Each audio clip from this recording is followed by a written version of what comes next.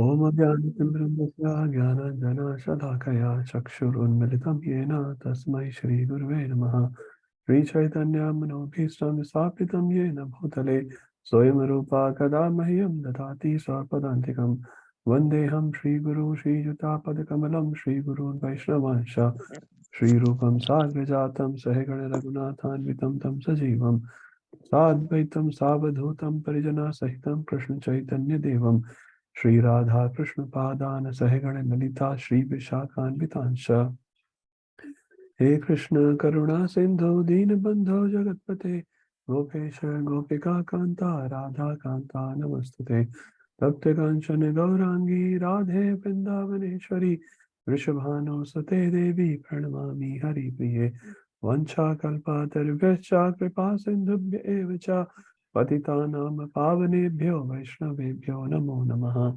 Jai Shri Krishna Chaitanya Prabhu Nityananda Shri Advaita Gadadhara Srivasadi Gaura Bhakta Vrinda Hare Krishna Krishna Krishna Hare Hare Hare Rama Rama Rama Hare Hare Hare Krishna Krishna Krishna Hare Hare Hare Rama Rama Rama Hare Hare Hare Krishna Krishna Krishna Hare Hare Hare Rama Rama Rama Hare Hare Jagat Guru Srila Prabhupada ki jai.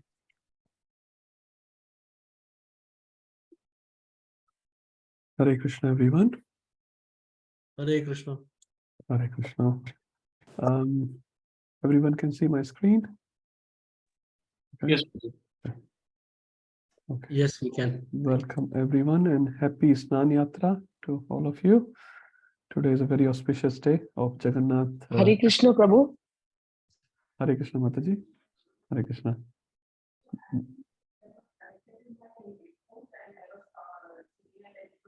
Mataji, we still cannot hear you clearly. Mataji, we still cannot hear you. I'll call her. Okay, no problem. Still some issues there. I'm just remembering Tanya Mataji also, when you sing sometime the internet, so although you are obviously singing, but we cannot hear. Same thing is happening there. Anyway, nothing much we can do. Prabhu, are you able to hear now? Yes, Mataji, now we can. Okay, I just disconnected all other devices. Sorry, okay. Prabhu. No problem, Mataji, no problem. Did you hear my kirtan? Just you your were able lips. to hear my Just your lips. Maybe slight 5 Oh, to 10%. Yeah, that's okay, Mataji. You're singing for the Lord. sorry. Lord heard it. We could not Lord heard it. So your kirtan was a success. Yes. Sorry, Prabhu. All, Yeah. no. All good, Mataji. It's all technology. Anyway, let's restart our 11th chapter. So we are doing this Bhagavad Gita 11th chapter. We are almost in the middle now.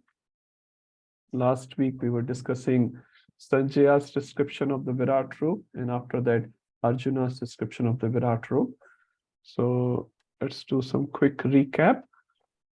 Again, I will not do every single verse here. We'll just stop at some philosophical points. I haven't decided which verse I'm going to do, but I'm just looking through which one is better. And we can just do that one.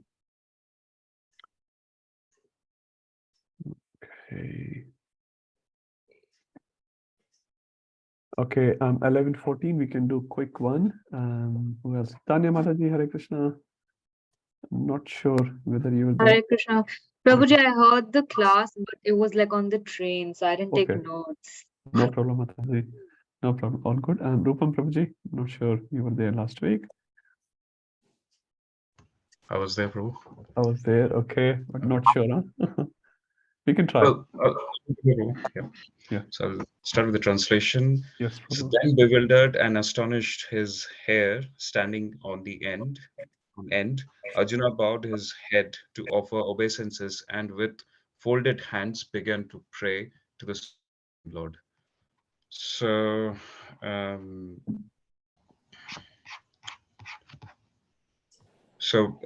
Arjuna is, as we discussed in the previous verses, this is all about the Virat form and all the properties of the Virat form. Arjuna is describing. And by seeing the wonderful form of Krishna, Arjuna got goosebumps. And then at the end of the, slowly the emotions are moving forward, and at the end of the goosebumps, the next step is Arjuna then started doing pranam. Kritanjali, one of the words which we discussed, means folded hands. So that refers to, after seeing all these forms, Arjuna with folded hands is now doing pranam to Krishna. Yeah, thank you, Prabhuji. Good description. Now we start the Arjuna's description. It's quite long, has 16, 17 verses. And okay, 11:15 we can do a quick one as well. Akhand Rasa Prabhu, Hare Krishna, or Ujjwala Samataji, anyone? Hare Krishna. Hare Krishna. Just a quick one, 11:15. Yeah. 11:15 translation. Arjuna said, "My dear Lord Krishna, I see assembled in your body all the demigods and various other living entities. I see Brahma sitting on the lotus flower, as well as Lord Shiva and all the sages and divine serpents." So again here, Arjuna is giving his description, is describing what has not been described before. He says he is able to see all the demigods in this Virat Roop, and also special personalities like Brahma, Shiva, and all the rishis, the serpents, etc. All are now visible in the universal form. So, yeah, he is able to see the whole universe in this Krishna's body. Yeah, and you can say from top to bottom, basically, we can say from Brahmaji to the bottommost Naga's divine servant, and all it is in Deva Dehe.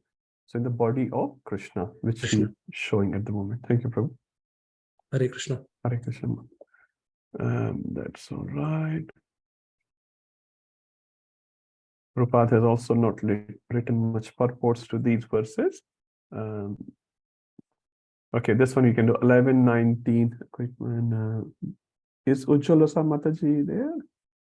If not, I can go next. Hare Krishna Prabhu, she is taking a little bit rest because she is No not problem. well. No problem, Prabhu. No problem. But she is listening to the class, but she is not. She won't be No. able to interact. No problem, Prabhu. All good. Hare Krishna. Hare Krishna. Bhakti Vijay Mataji, would you like to do this 11:19? Hare Krishna Prabhu. Sorry, I wasn't there last week, but Okay. I can read the translation and then. Okay, you want to try? Yes, please. Okay. Okay.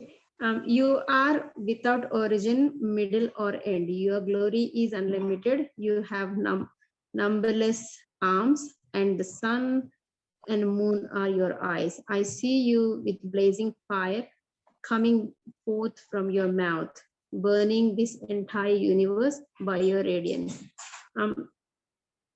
So my understanding is obviously the chapter is Krishna's universal form, the Virata Swarupa. So Arjuna, after seeing Virata Swarupa, Arjuna is describing what he is seeing. So he's saying here that, that Krishna, you are the original and you are the middle and end, and that's where, his glories are unlimited. And Ananta Bahu is like, his unlimited, numberless arms. So like there is no count for that. And basically the whole universe, like the sun and moon, that are like Krishna's eyes, and he can see that, that. So it is basic. What I understood from this is that it's not a very the pleasant form of Krishna that we see. It is like a very different form of Krishna. Yes. It's not usual. Yes, Mataji. Very nice. Good try, Mataji, even if you are not there last week. Thank you, Prabhu. Just a few more things we can add, Mataji. So, Anadi Madhyam Ananta Viryam. So, Viryam refers to Virta. In Hindi, the word is Virta, means he has unlimited power. Ananta Bahum, Mataji already searched through Netram. We already looked at Pashyami Tvam Deepta Hutasa Vakram. Deepta Hutasa Vakram means fire coming out of your mouth. That's what Mataji was saying. It's not a very beautiful, pleasant form to look at. Someone's mouth fire is coming. It's not very pleasant form. And Swatejasa Vishwam Idam Tapantam. So what does Tapantam signifies here? So we know the meaning. Tapantam means jalna, burning. What's the significance of this word here? Tapantam.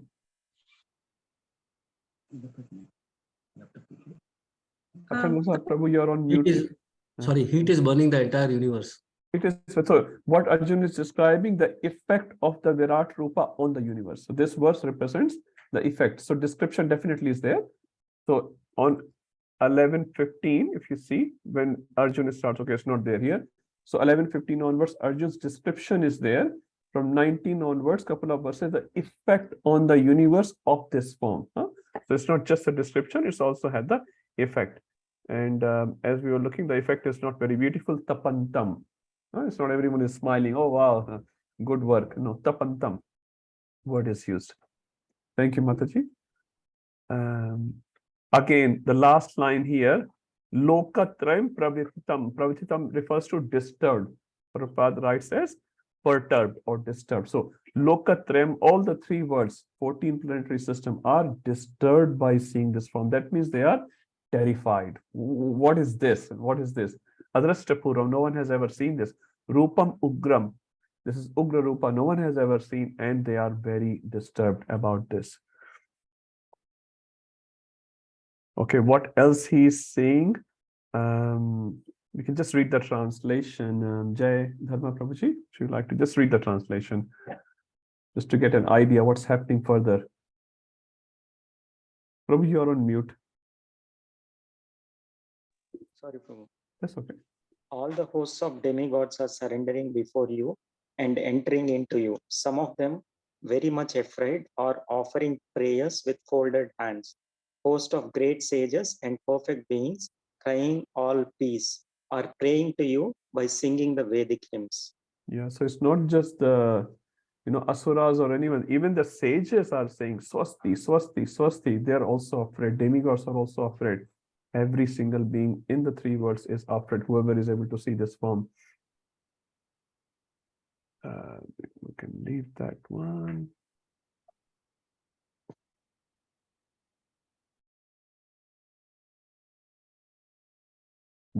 This sometimes the reference is given in this 11:25 third. Disho na jane, labhe cha sharma. So disho na jane. So Arjun has lost his orientation here. Everywhere he's seeing this unlimited Vishwarupa, he's lost. Where is left, right, center? Where is the war field? He's just lost completely here. Okay, so this was the last verse which did last week. Let's do a quick recap here, and then we'll move forward. Prasannatma Prabhu, would you like to say some words? Thank you, Prabhu. 26, 27? Yes, Prabhuji. Yeah, I'll read the translation. Although the sons of Dhritarashtra, along with allied kings and Bhishma, Drona, Karna, and our chief soldiers, also rushing into your fearful mouth, and some I see trapped with heads smashed between your teeth. So he's seeing not only that, even the Dhritarashtra's son, Bhishma, Drona, and Karna getting killed, allied kings getting killed, rushing into his mouth, and you see them trapped in between their teeth. That's what he's saying. Okay, we can have some survey. So survey, as Prabhuji was saying, all of them. Saha avapa nipal sangai hai. So avanipal sangai. So avanipal sangai means Avani refers to Prithvi, earth. Or Pal means Palak. So Avanipal refers to the kings. Sangai refers to Sangha. We have many Sangha in India, groups. So all these kings in groups are entering into your mouth. That's very important. We're not talking about just the paddle soldiers here. We're talking groups of kings who are taking care of the earth are entering into your mouth. Bhishma, Drona, Suta Putra. So Bhishma, Drona, all big warriors are mentioned here. Tathastha. So they are also Yuddha Mukhya. And not only on the other side, also on our side. Our side refers to Pandava's side. They're all entering into your mouth. That's what I'm saying. Vaktran Tetru Mana Vishanti, Drashta Karalani Bhayanakani, Keche Dilagna Dashantareshu, Sandarshante Chunit Uttar Angai hai. So Uttamangai, sorry, Uttamangai. So Uttamangai refers to the head of the person. So how they are entering, that's also described. So they're entering like headwise. You can sort of visualize a conveyor belt when you go to Coles or Woolworths or LD, conveyor belt is going on. So all the yodhas, all the warriors are entering into like that. And what's the first part which touches the Dranshta Karalani? Their head gets smashed against the teeth of Krishna here, the Virata Rupa. So Uttamangai refers to the head.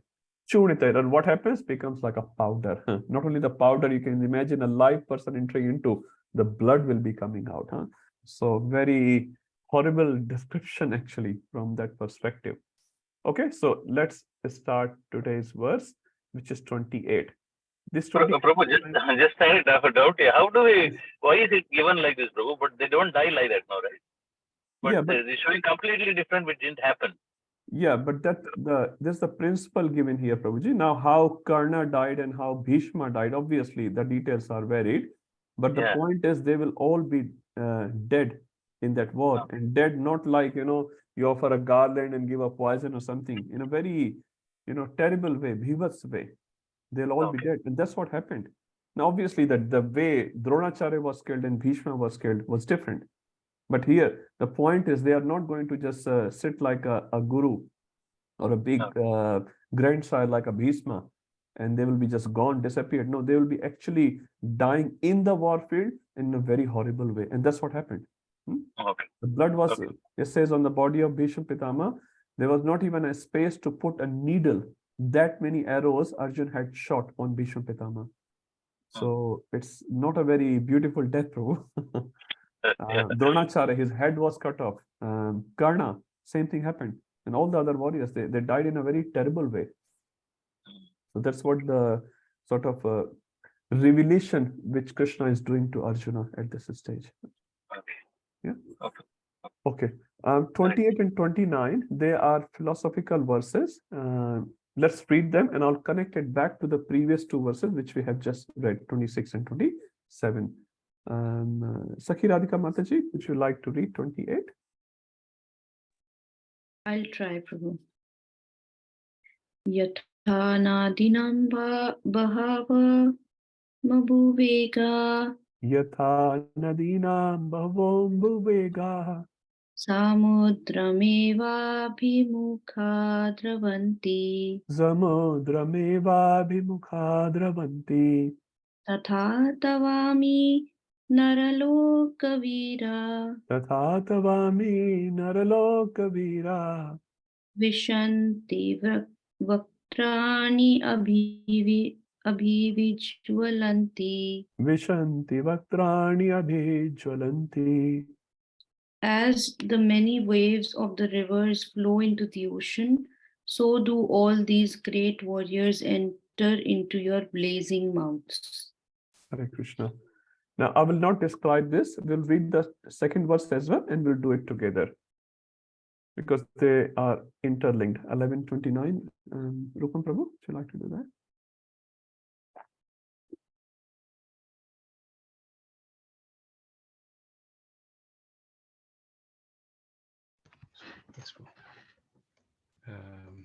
Let me put it on. Yeah. Yatha pradiptam jwalanam patanga. Yatha pradiptam jalanam patanga. Vishnanti nashaya samudra vega. Vishanti nashaya samradha vega. Tathaiva nashaya vishanti loka. Tathaiva nashaya vishanti lokas.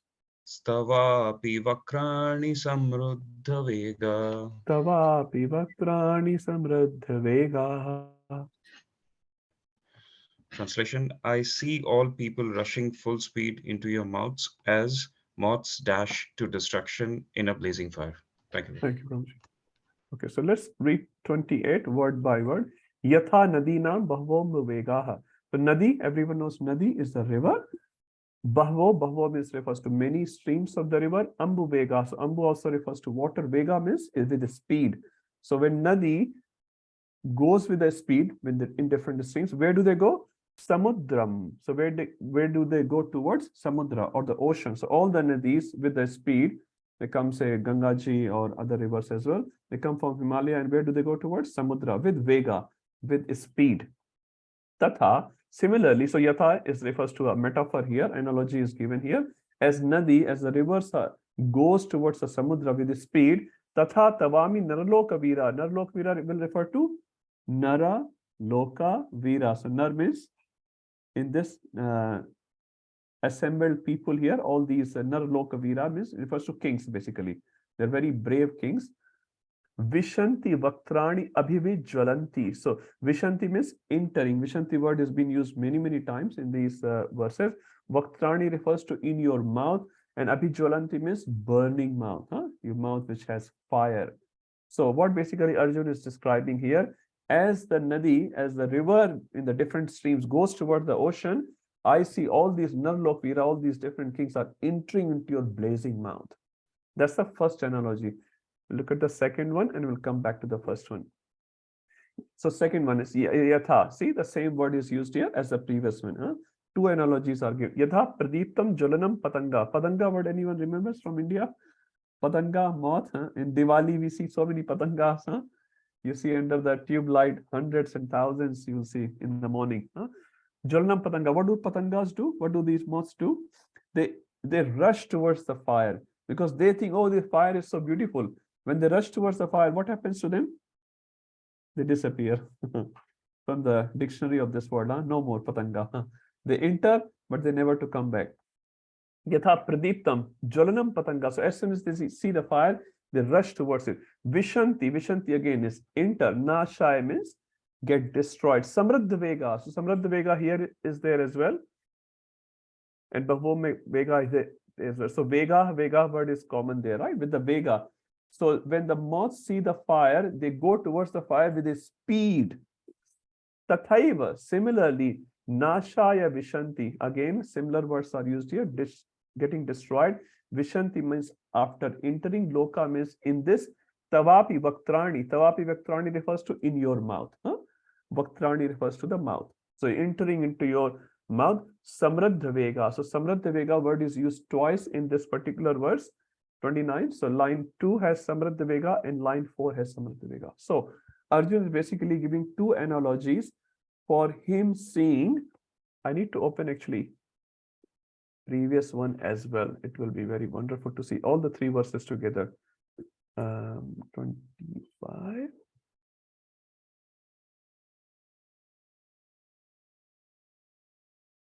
Okay, so what does 26, 27 said? Anyone remembers? What's the main thing? They're all entering into your mouth. That's what he said in 26, 27. Then in 28, he said one analogy. What's the one analogy he said? As the Nadi, as the rivers enter into the ocean with Vega, with the speed. Second analogy in 29, he gives as Patangas or moths enter into the fire.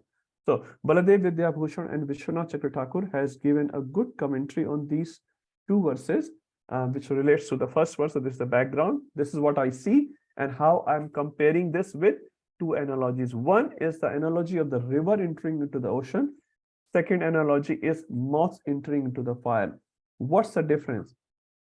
River entering into the ocean, it's a very natural phenomena and it's a very beautiful phenomena.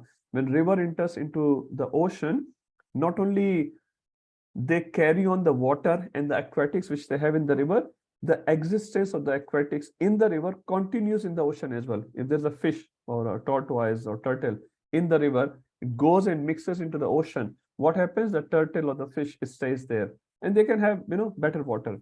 Rupa Goswami also describes the devotees in the material world as aquatics. And when they go and meet Supreme Personality of Godhead, which is considered as the ocean. Now Mayavadi says river merging into the ocean, but we never say that. We say, yes, river goes and merges into the ocean, but devotees are not like the river. Devotees are like aquatics. The existence of the aquatics inside the river continues in the ocean as well. So similarly, when river meets with the ocean, the whole phenomena is very beautiful and it ends with beauty as well because the existence continues. So similarly, two types of warriors are there in the war field. What are the two types? In the Kaurava side also there are two types of warrior. One is like Bhishma Pitama and Dronacharya, which did not want the war. Bhishma never wanted the war, but Bhishma was somehow or other on the other side. But Bhishma's fighting and Duryodhan's fighting, do you think it's the same thing? It's not the same, because Bhishma never wanted it. Bhishma always wanted the peace, but because of his vow and some other reasons, he had to be on their side. So he said, example of Bhishma and Drona is being put in verse 28 as Nadia, as rivers entering into the ocean. Why? Because when Bhishma is, one of the reasons it says Bhishma was on the other side, it says the internal reason of Bhishma being on the other side against Pandavas was to please the Lord. That's how Lord wanted to display the Leela, and Bhishma supported that. Now externally it says he had taken a vow. That's external reason. Internal reason was Lord wanted him to be on the other side, and Lord wanted to display to the whole world, even if you're as powerful as Bhishma. One of the analogies says Bhishma was as good as 24,000 Arjunas put together. 24,000 Arjunas put together. So even if you have a warrior like Bhishma, which is against dharma, he was on the side of irreligiosity, so to say, externally speaking, right? Even if you have such a great warrior on your side, on Kaurva's side, you will still be destroyed and defeated, because you are not on the side of dharma. Who will win? Dharma will win. Although the armies were strong and the Kauravas had better warriors, actually, they had better warriors. Dronacharya, Ashwatthama, Karna, each one of them were very, very great warriors. Kripacharya, he's a Chiranjeevi, he never dies. Even still today, he's there. Ashwatthama never dies. Bhishma Pitama, no one can ever defeat him. He has even defeated practically Parashuramji as well. He will never die. He has a Ichha Mrityu Vardhan. He will die when he wants. You have all the great dead, 11 Akshauhini Sena, Narayani Sena, everyone is there, but dharma is not there. So Krishna wanted to show to the whole world through the example of Bhishma that even if you have such a great warrior like Bhishma and Drona in your side, if you're not with dharma, you will be destroyed. Now in a short term, sometimes we see these irreligious people gain victory. We see in this material world as well. Sometimes we say, "Kitna papi hai." Still he is, having all the opulence of the world, and I'm so hard working, and I'm, trying to do the good thing. I'm a good person, and all the bad things happening with me. That's just a short term. That's a short term picture. In long term, Satyamev Jayate. Satya have to get the victory, and that's why our Vedic culture always teaches us to be very patient. No matter what happens, no matter what the whole world is gaining, but we should always be on the side of dharma, because said dharmo dharmachi rakshitaha. If you protect dharma, dharma will protect you. In the short term, we may have some losses, but that's also Krishna's Leela, so that we can come closer to Krishna very, very fast. It's not a permanent defeat on that side. So Bhishma, Drona, these are compared with the Nadi, with the river, who are entering into the ocean, who are so-called getting destroyed as well. So this is also getting destroyed, but their destruction is not as bad as the Patangas or the moths. Who's the Patanga compared with? Duryodhan, Shakuni, Karna, and the whole party like that. Why they are compared with a moth? Because Bhishma and Drona, they didn't want the war, but war happened and they had to be on the other side. But Duryodhan was the one who invited the war, isn't it? When Krishna went as Shantidut, as a peace messenger, Krishna finally agreed with 5 villages, which was nothing. You take the whole world, give me 5 villages. But Duryodhan said no. He said just before the war, even Maitreya Rishi, Vyasdev also came, Maitreya Rishi also came, and Maitreya Rishi also told to Duryodhan, please don't start this war, because if you start the war, you will be destroyed, because you cannot handle Pandavas and you can definitely not handle Krishna. He was very clear. He said the word, you cannot handle Krishna, and if you are standing against Krishna, you will be destroyed. Duryodhan not only not heard Maitreya Rishi, rather he started beating his thighs, as he was beating his thighs in front of Draupadi. And when Maitreya Rishi is a very powerful Rishi. If you see 3rd canto of Srimad Bhagavatam, Maitreya and Vidur Samvad, Maitreya was the only Rishi who was present when Krishna was leaving this material world. Very powerful Rishi. He has personally come. We should go to the Rishis. Rishi has come to in my kingdom, and then instead of not attending to Rishi, I'm saying something which is against the advice of the Rishi in front of the Rishi. Can you imagine how rude Duryodhan was? He started beating his thighs and said, we'll see. Who are these Pandavas? They are nothing. We'll crush them in a minute. And Maitreya Rishi got so angry, he cursed Duryodhan right on the spot, and he said, The very thigh which you are beating will be broken, and that will become the cause of your death. Dhritarashtra was also there, and he got very fearful because Maitreya Rishi cursing, it cannot go in vain. And Dhritarashtra said, Rishi, please don't give the curse. And Rishi said, I cannot take the curse back, but if your son Duryodhan does not get involved in the war, my curse will not work. But if he gets involved in the war, the curse will continue to work. And that's what happened. And Bhima had taken the vow as well. So Maitreya Rishi sort of solidified the same vow of Bhima, and his thigh was broken later. So in 18 days, it's called Samradha Vega. So when Duryodhan and the other party, Shakuni, they were inviting the war against the right council of different sages and Bhishma Pitama and all the different people, they didn't hear it. So they are compared as mouths, and Bhishma and Drona are compared to as rivers. So while rivers exist, they do good to others, like wherever the river goes. You see, there's so much crops are coming. They are helping people to live, and eventually also they help. So when a devotee lives in the world, he helps others. And when the devotee leaves from the world, he continues his services. The death comes for both, isn't it? Whether it's Duryodhan or Bhishma, there's a devotee or non-devotee. But devotee death is very glorious. While living, he is helping the whole world. And when he leaves the body, what happens? He continues his seva in Golok Vrindavan. But when an asura dies, like Duryodhan, while living, they are troubling the whole world. And when they get destroyed, they completely get disappeared. Their name are written in history with, black words. Duryodhan and Shakuni, when the name comes, no one puts their son's name as Duryodhan or Shakuni, isn't it? You'll see the word Bhima, Chota Bhim, and whatever, Arjun as well. But no one puts the son's name as Duryodhan or Shakuni because of their misdeeds which they had done. So these two analogies are given by Baldev Vidyabhushan and Vishwanath Chakra Thakur, and comparing Duryodhan and party versus Bhishma and Drona as well. Okay, Sakhi Radhika Mataji.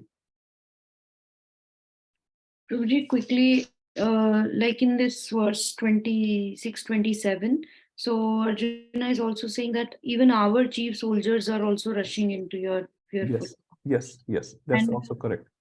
And here rivers are like rivers, they're talking about Bhishma and Drona because they are like better devotees. I was just thinking that everybody is going in Krishna's mouth.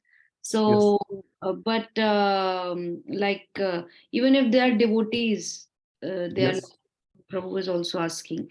So even with us, it's like that it is like destruction is there, but the destruction because is auspicious. The destruction is auspicious. But destruction is there, but considering rivers is also like an analogy for us to be able to contribute to the world, then exactly it be considered as river. Is it? Yes, Mother. That's why I'm saying that death will come for both, whether you're a devotee or non-devotee. You have to leave the world. You have to leave the body and all the possessions of the body. But while you are living in the world, you are doing good to others. It's like a river. And when you leave, you continue your services in wherever Krishna wants you to serve next. So this is very auspicious. So just that I was confused because they the examples given by Vishwanath Chakravarti Thakur are both from the adharma side. So I was just thinking.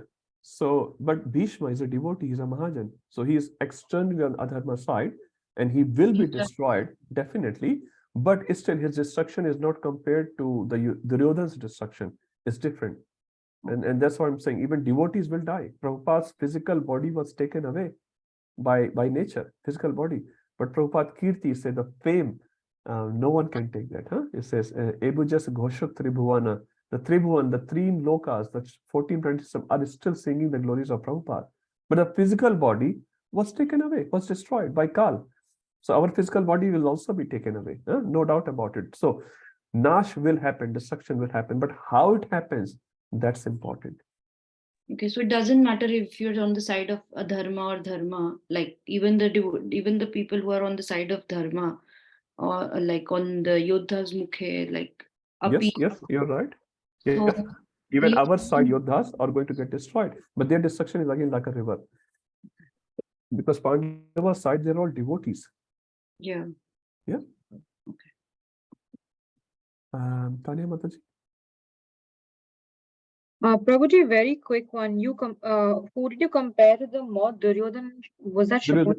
Duryodhan, Shakuni, Karna, all these real Okay, all demons, these you people. know, Okay, who okay, instigated the war basically. Many okay. people on the Kaurva side didn't want the war, but many people invited the war. And they are compared with moths, because moth is running towards this light, thinking, I will embrace the light, I'll be happy. But what happened as soon as he enters in that region, he gets completely destroyed. So Yeah. Duryodhana was thinking, I will just destroy them. I'll tell you one more pastime. Just before the war, after the war is set up and is about to start, a day or two before, a messenger came, in the Pandavas came. And who was this messenger? The son of Shakuni. And the son of Shakuni had got this message from the Kaurva side. The war is already going to start and all the attempts have been made. And Shakuni, son, he said to Yudhishthir first, Yudhishthir, you think you are a Dharmaraj? You are a fool, number one. Look at you, how attached you are. You put your wife in the gambling, you put your brothers in the gambling, you are one of the worst fellows. And Yudhishthir was burning. And then he goes to Arjun. Arjun, you think you are a great archer? What sort of archer? You are a eunuch. In Hindi mein kehte hain chakka. You are a chakka in front of everyone, you know. Someone calls you like that, it's very disrespectful. And Arjun was such a great personality. His being eunuch has also pastimes in it. That was also arranged. Anyway, so he's saying in front of that, and he said, Bhima, you are nothing, just a cow, and I will devour you like anything. And he had messages for, you know, different personalities sitting there. By the end of the message, before even he could finish the message, everyone had their gada and, you know, swords in their hand to kill this person. And he fell at the feet of Yudhishthir. He said, Yudhishthir, I'm just a messenger. Please don't harm me. Messenger should not be harmed. And you know, duhai de raha tha. So please save me, Trahimam. And they said, no, you will not be harmed. Anyway, so the point is, for Duryodhan, the war itself was not enough. He wanted to, you know, sort of burn them, humiliate them as well. So much envy he was carrying in his heart. So this is compared to a moth. And just in 18 days, not only he had to lose the kingdom, he had to lose his life, his brothers, everything he had to lose in a very disrespectful way, actually. The way Duryodhan died was not very respectful. Now, Bhishma Pitama is still, you know, he died a very glorious, he left the world in a very glorious way. Look at Duryodhan. He was lying there. No one was even able to give him water. So very, very disrespectful departure. Is it okay? Yes, Prabhuji, thank you. Now you may not forget this moth and Nadi analogy. Okay, Rupam Prabhuji. Hare Krishna. I've got a question and a comment as well. Sure. I'll start with a comment on the previous point of Sakhi Radhika Mataji. In one of the lectures, in VSS itself, we discussed that even though devotees, they are destroyed, their body is destroyed at the end, but their ant is not as bhayanak as the non-devotees. So although we will be destroyed, but hopefully it won't be that painful as it is. Yeah, that's true. Krishna takes care of his devotees. Yeah. Yes. My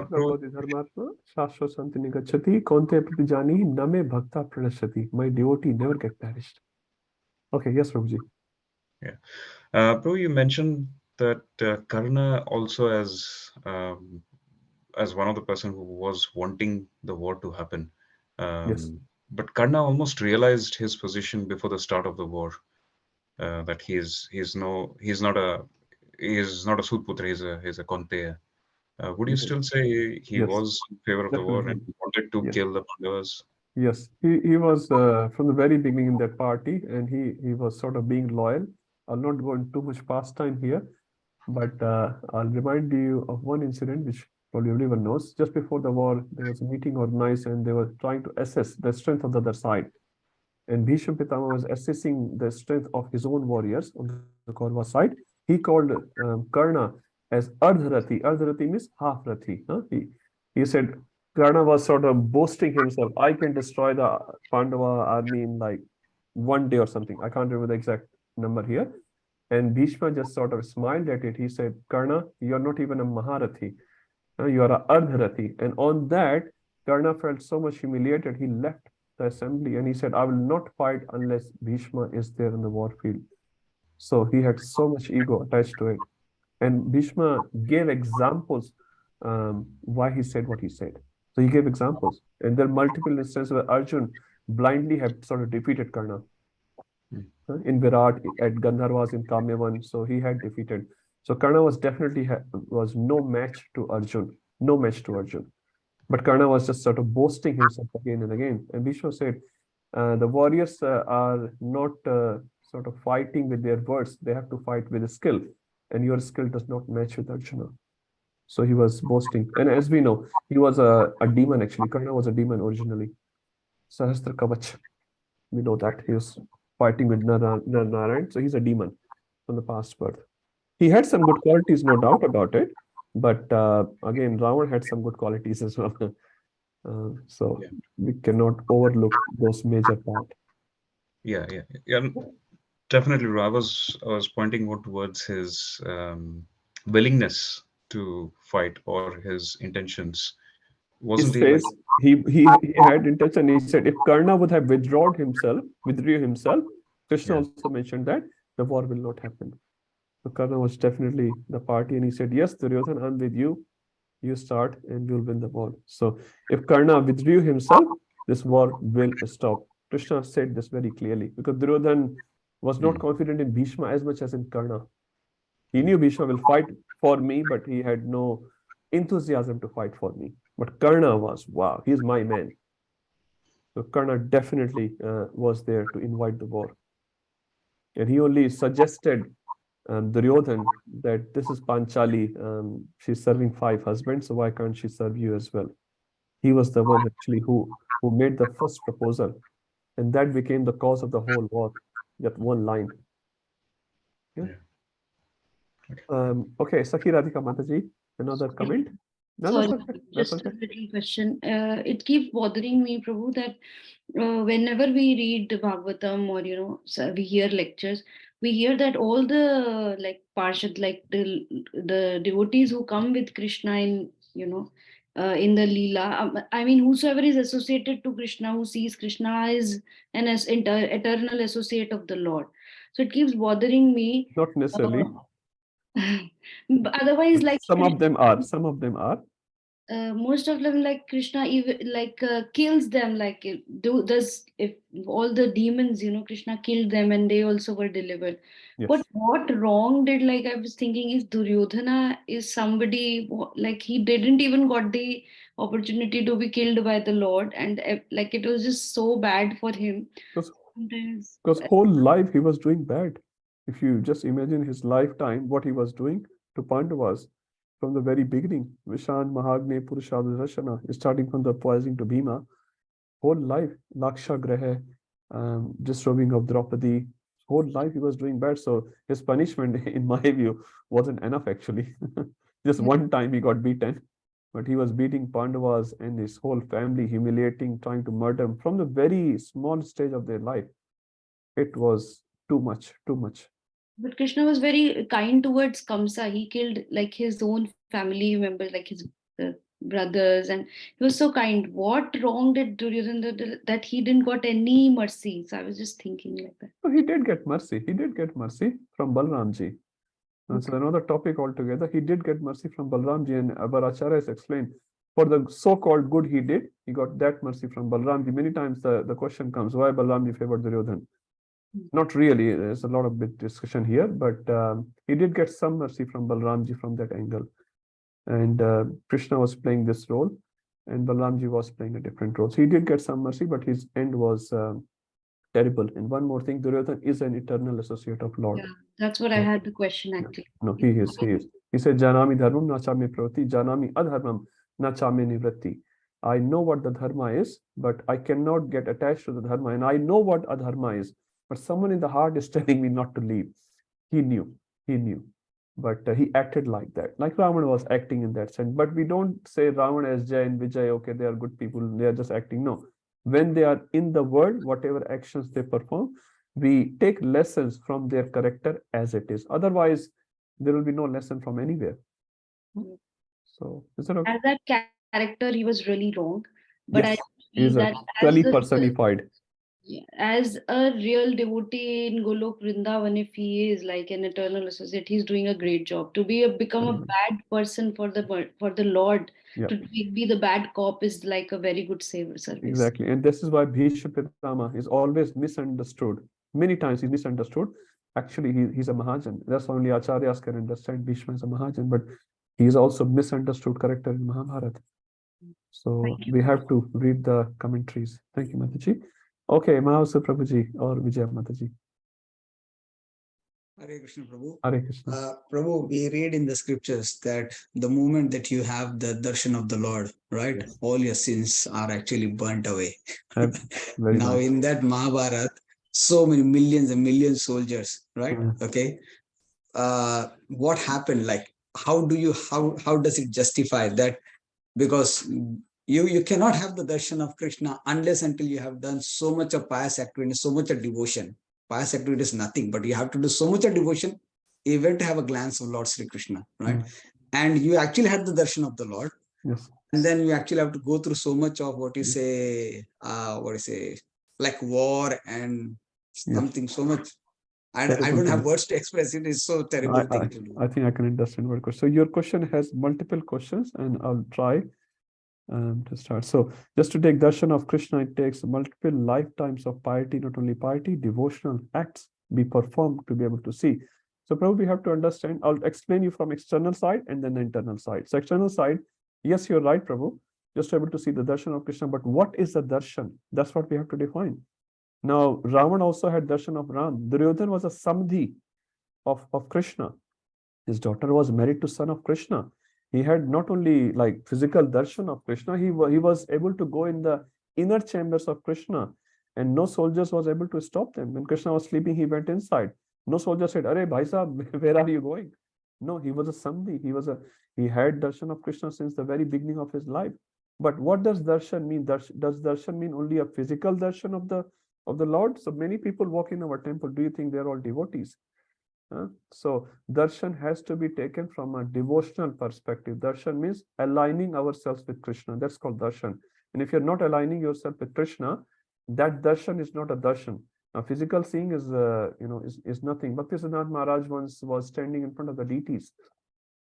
He forgot his glasses because he used to wear glasses. And some of the disciples ran upstairs in his room and got the glasses and was giving to his Guru Maharaj. Guru Maharaj, please take these glasses. You forgot your glasses. And Bhakti Siddhanta Maharaj looked at this disciple and started smiling, laughing. And he said, "Do you think with these glasses I'll be able to see Krishna? I am here not to see Krishna. I'm here to be seen by Krishna." So that is sort of attitude of a devotee when he goes in front of the Lord, not to see the Lord. We should definitely go to see the Lord, but how can we see Lord? Bhakti Siddhanta Maharaj said, with these eyes, with these mundane eyes and the glasses, I'm going to see Krishna. No, I'm here to be seen, because when Krishna sees us, and why Krishna will see you? Unless you're a devotee. Krishna has many, many devotees to be seen. Why Krishna? So we taking our body in front of Lord, which we should, and I'm not saying we should not, but that's not the darshan of Krishna. That's what we have to understand. Second thing, they had darshan of Krishna, so all the papas are destroyed. And what happened? That statement is very valid. In Srimad Bhagavatam, there's a verse, and I can't tell in Sanskrit, but I can tell the English meaning. Everyone who was present in the Kurukshetra, after leaving the body, where did they go? Golok Vrindavan. Every single soldier went back to Golok Vrindavan. So what you said is correct. They had done so much piety or impiety that they were present in front of the Lord to be able to go back to Goloka in one lifetime. Wasn't it? It was pretty good. Now, Prabhu, we have to sort of have compassionate attitude on ourselves. We are having Radha Gopinath darshan so many times. I don't know how many million lives. Actually, I can say for myself, I have to take in this material world. So, Prabhu, those soldiers, even if they were Kaurava soldiers, were much more better than us, to be honest. Third thing, it says, one of the person was asking, Ravana was a big gunda, it says. He was a big gunda. He was a universal gunda. Now, we have some gundas, pickpockets, we get some $100 here or $2,000 from this hacking, that hacking, get this girl, kidnapping that one, all that. But Ravan was such a gunda, he will not kidnap like local girls. He will kidnap girls from Nagaloka, Devaloka, Rambha, anyone, anywhere, anytime, anything. That was Ravan. Huh? So someone was saying, so better be like a person like Ravan or Gunda, and then Lord will come and kill. And Maharaj was saying, you can never become like Ravan, because Ravan was personally empowered by Lord, because he is Jai and Vijay actually. If you become a Gunda, anyone will just one slap you and you will fall down. Huh? So if you want to become Gunda like Ravan. Honestly, then Ram will come and kill you. Huh? So they were actually high class Gundas. Sorry to say, high class Gundas. Jarasan was high class Gunda. He stolen 16,000 kings. Narakasur, thousands of princesses he has captured. So if you want to be killed by Krishna as well in a Gunda form, say, become Gunda like that. But we cannot become Gunda like that. How many Varsha of Tapasya you can do like Ravan and Hiranyakashipu? 60,000 celestial verse of Tapasya. We die even in one Nirjala Ekadashi. We prepare 15 days before and we remember 15 days later. I did Nirjala Ekadashi. That was so great. Huh? So, Prabhu. So all statements are true, Prabhu. We have to just redefine the darshan, and they actually all went back to Godhead. There are lots of stories on that. Okay. Okay, let's move forward. I don't know where we started this Mahabharata discussion. We only did two analogies. So we all sort of understood, even in Kauravas side, there were two types of warriors, and they are compared here either as river or as patanga or moth. Okay, let's move forward to the verse 30. Okay, the whole screen is here and there, so I'll just Raghavi Mataji, maybe you're the one, I'm not sure. Yes, Prabhuji, Hare Krishna. Lelia se grasamana samantal. Leli hase grasamana samantal. Lokan samagram vadaner jwala dibi. Lokan samagran vadanair jwaladbhi. Tejo bir apurya jagat samagram. Tejo bhirapurya jagat samagram. Bhasastavograha pratapanti Vishnu. Bhasvastavograha pratapanti Vishnu. Translation. Oh Vishnu, I see you devouring all people from all sides with your flaming mouths, covering all the universe with your effulgence. You are manifest with terrible scorching rays. Hare Krishna. So Leli Hase. Now this is a very interesting word. If you see Prabhupada translating as you are licking. Huh? So this Virat Rupa, whose Dranshta Karalani, his teeth are very big and very horrible looking teeth, and the head of these warriors are smashing against that Karalani, against the teeth, and what is happening? The blood is coming out. Now when you, sorry to say analogy here, if you have a Rasgulla or Gulab Jamun and the juice comes out, you take your tongue out and you don't want to leave anything. Pure paise vasool karne. So you lick sometime, huh? Something is coming out, you lick it. Huh? But here, what is he licking? Leli hase grasamana. So he's licking, but what he's licking? Blood. That's amazing, isn't it? Huh? So he's licking blood. So his Kala Rupa is licking blood.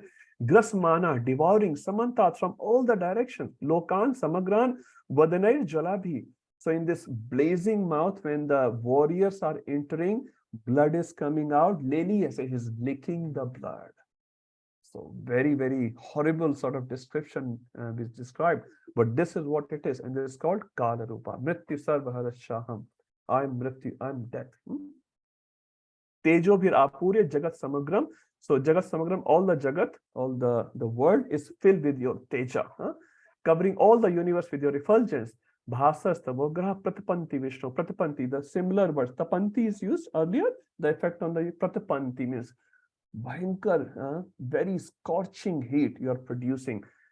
Scorching rays, you're manifesting this terrible form. So again, Arjuna is describing, but one important word in this word is he is recognizing. Disho na jane labecha sharma. You remember that verse where Arjuna was sort of lost his orientation. I don't understand which disha is where it is north, east, south. You don't understand. Now Arjuna is sort of settling a little bit and he's saying, you are Vishnu. What's the definition of Vishnu? Last week we discussed. I'm not sure in this class or somewhere else. Who's all pervading. He's the gateway to the material world. When the Krishna comes into material world, he uses Vishnu as a gateway. Thank you. Everyone is reading the charts. That's nice. As a Sanskrit definition of Vishnu, you can say a technical definition. I mean, Sarve Vishati iti Vishnu. Sarve Vishat means one who exists everywhere. He is called Vishnu. And there's no one else like that. Huh? Lord Shiva and Lord Brahma, they are great. But Sarve Vishati, no. No Sarve Vishati. Their existence is also limited. Huh? Vishnu. So Arjun has identified. And this is the last verse in this series of Arjun's description. He will ask a question because he is terrified. Let's see what the question of Arjun is. Madhuri Mataji. Hare Krishna. Akyani me ko bhavan ugra rupa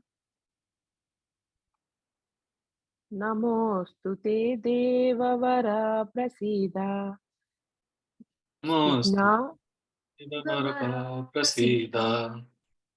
Vignatumichhami bhavantam adhyam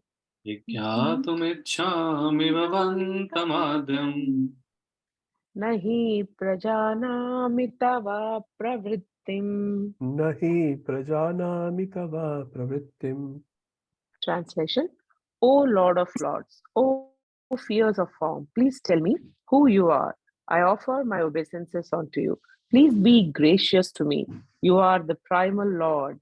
I want to know about you, for I do not know what your mission is. Thank you, Mataji. So now in this verse, Arjun is asking two questions. Let's see what are those two questions and why he's asking. Akhya. Akhya, everyone understand Akhya? Akhyan, description. Huh? Akhya me eko bhavan ugrupa. Please describe me this ugrupa. What I am doing? Namastestu. Te deva var prasida. So I'm offering my obeisances to you. Deva var. Var means Vardhan. Prasida means be pleased on me. So hey Dev, please be pleased upon me. And explain me. Akhya me eko bhavan. Please explain me. Who are you?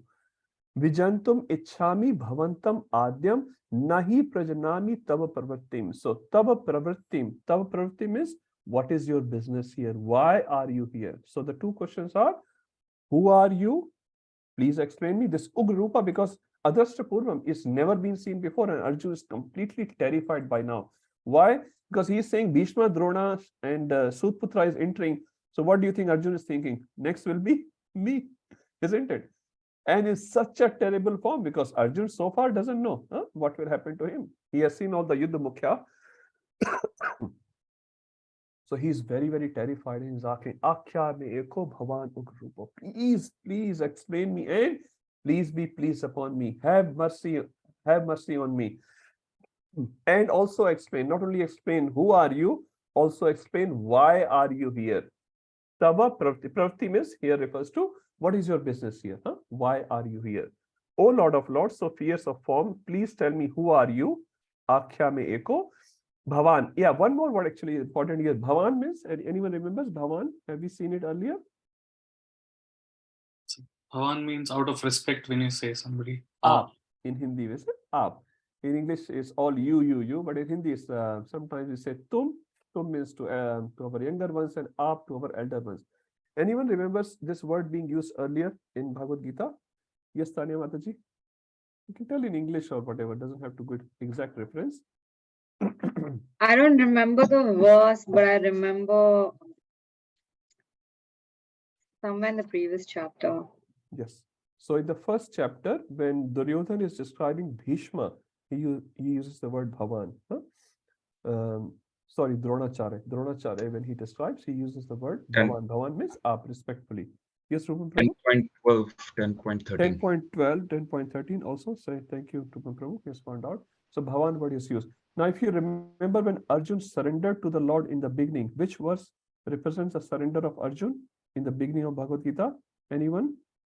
Everyone knows that. Prabhuji, I think it's 1.8 8. Bhavan Bhishmacha Karnascha Thank you, Mata. Kripascha. So Mata gave the reference. Thank you, Mataji. And which verse in Bhagavad Gita describes the surrender of Arjun in the beginning of Bhagavad Gita? 7 Everyone Prabhu. knows. 2.11 nahi. 2.7 Prabhu. 2.7, yes. What's the verse? Karparnye docho abhuhat sabhava. So usme, in that verse also, Arjun has used the word Twam. Twam Prapannam. Shadimam Twam Prapannam. So there also Arjun is thinking he is my friend. So he's surrendering, no doubt. But he's saying, I am surrendering myself in front of you. Tumhare samne main surrender hu. But now he see the rasa has completely changed. Completely changed. From that Twam, he has referring Krishna as Bhavan. So rasa has changed here. Why Bhavan? He's terrified. Arjun is not like talking in a... He was serious in 2.7 as well. Definitely he was serious.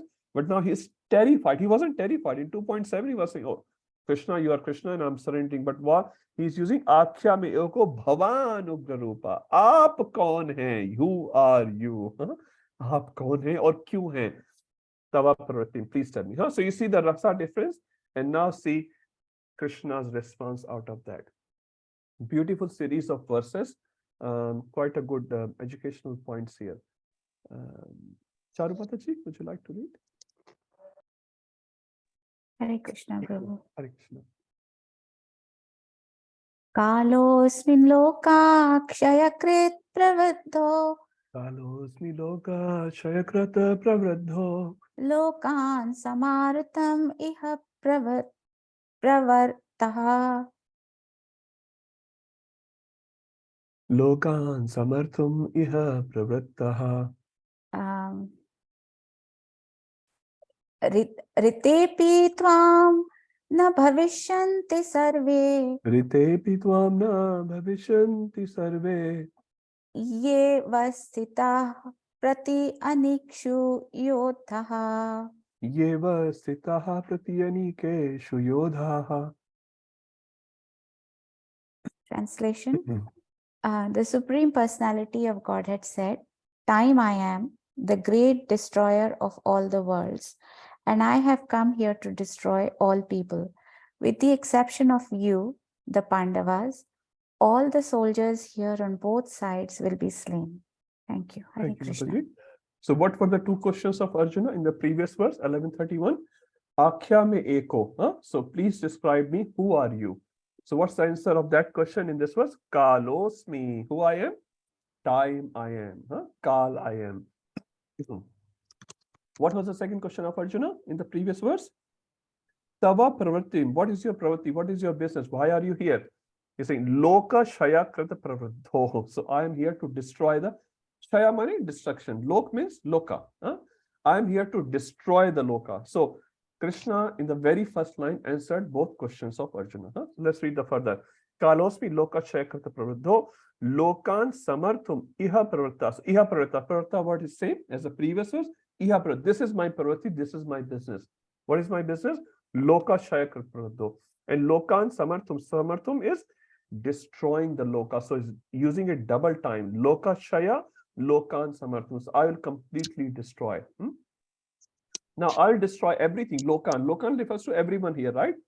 Rite. Rite word means without you or except you. Now here except you, Prabhupada always writes here, you means Pandavas. So as we have discussed earlier as well, there were 11 people left after the war from both sides. There were 18 Akshauhini armies from both sides together, but there were only 11 people left.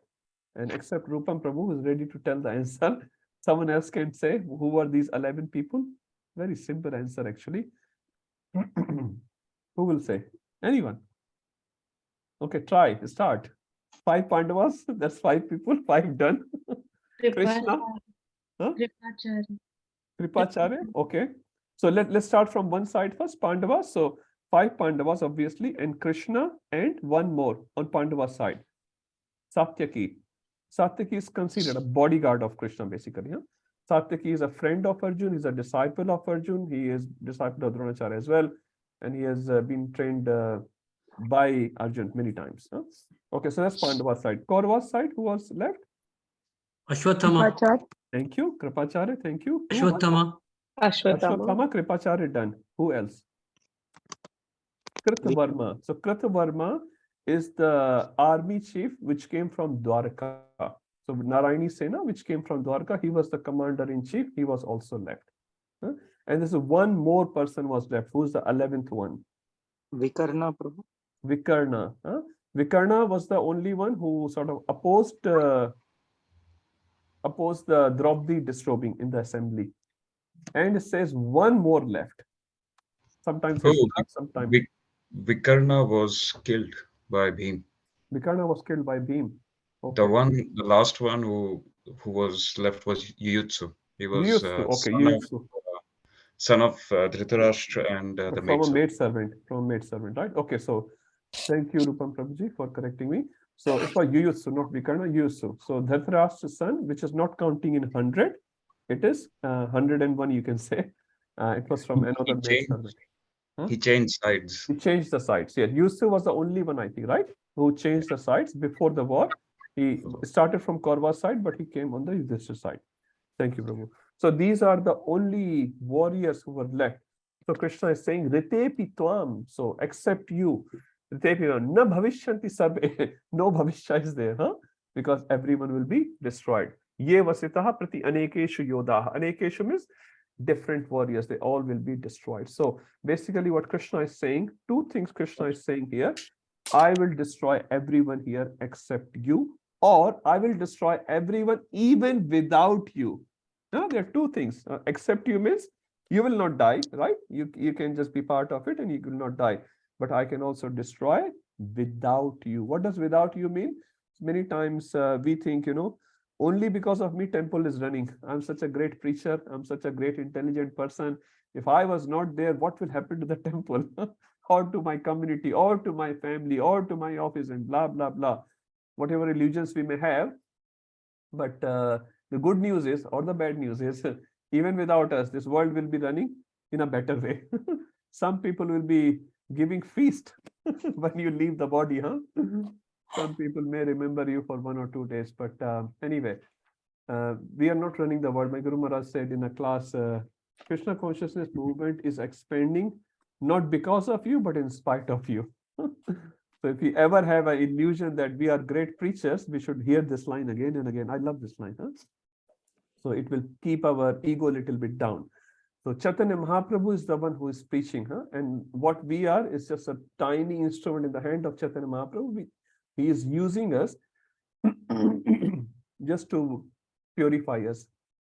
And we'll see in the next verse how Krishna is saying the same thing to Arjuna. If you want, Nimitta Matram Bhavsa Visachi, one of the very famous reference from this chapter.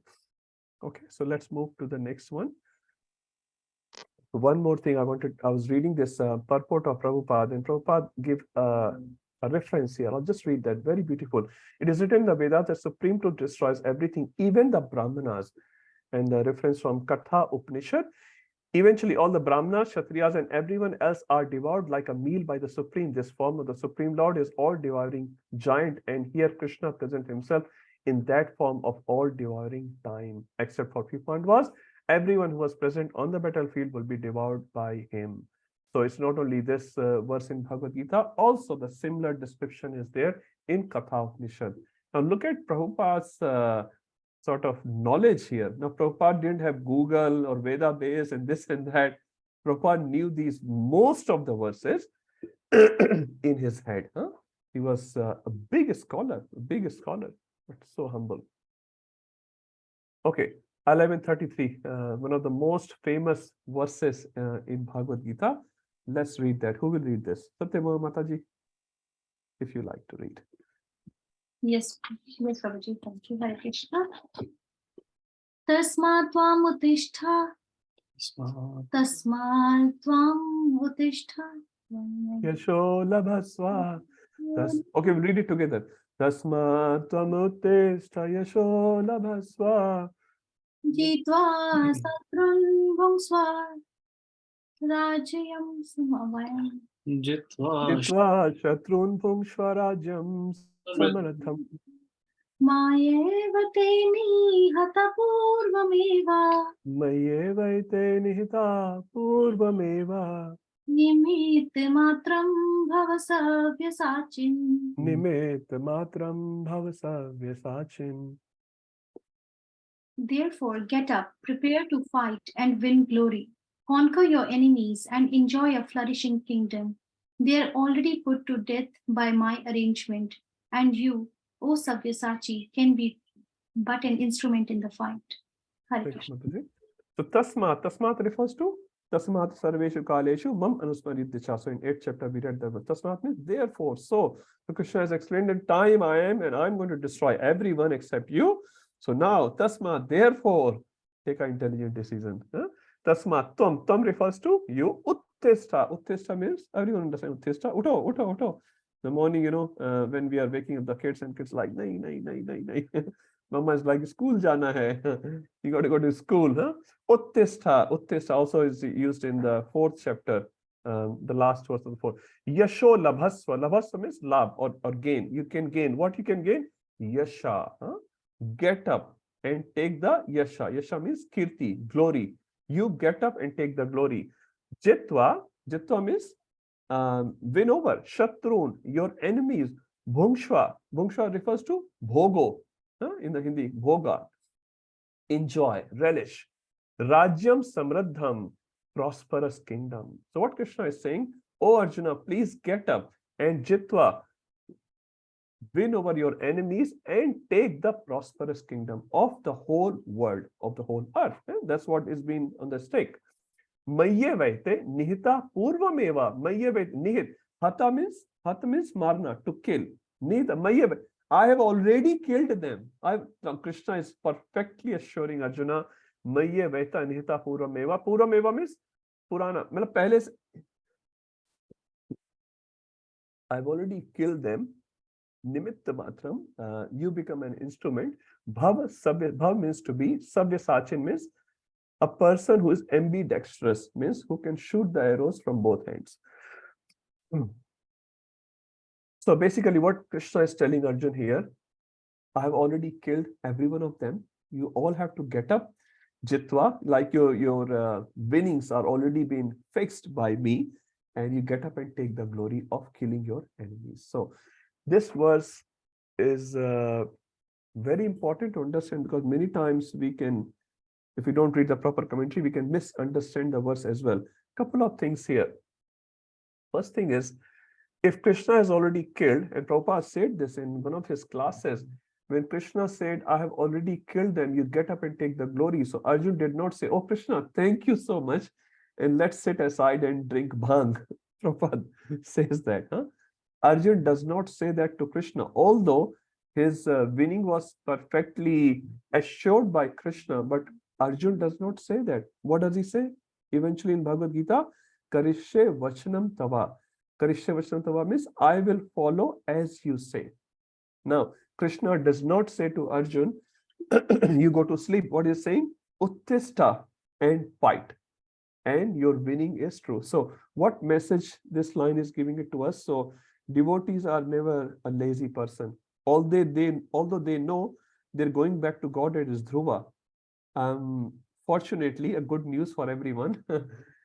It says whoever has come in contact with Sri Chaitanya Mahaprabhu is sure to go back to Godhead. So congratulations to all of you.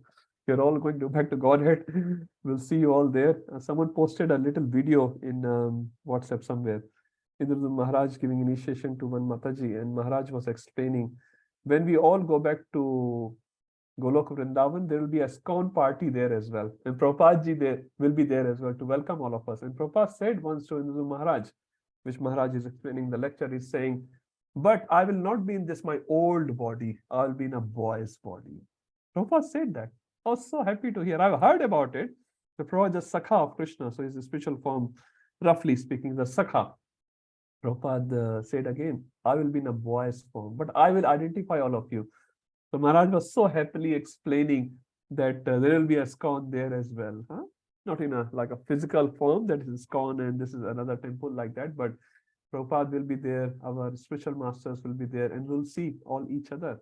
So such a great assurance coming from Prabhupada and his representatives that whoever come in touch with Sri Chaitanya Mahaprabhu is eventually going to go back to Godhead. It's just a matter of time. Some of you, it says, will go back to Godhead in this lifetime. Some of you will go after a few lifetimes, and some of you will go after millions of lifetimes. That's what Bhakti Dhir Maharaj said in Vrindavan. I still remember that. Actually, Maharaj said the last time, he said, some of you will never go back. In that sense of short-term context.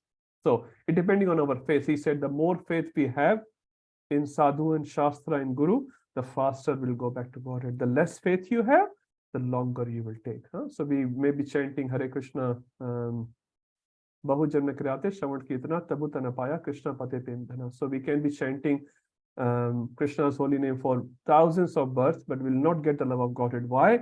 Because we are doing offenses at the same time. So if you continue doing offenses and chanting as well, it will take longer. It will take longer. So if you want to speed up your journey back to Godhead, if you had enough of this world, some of you may not have had enough.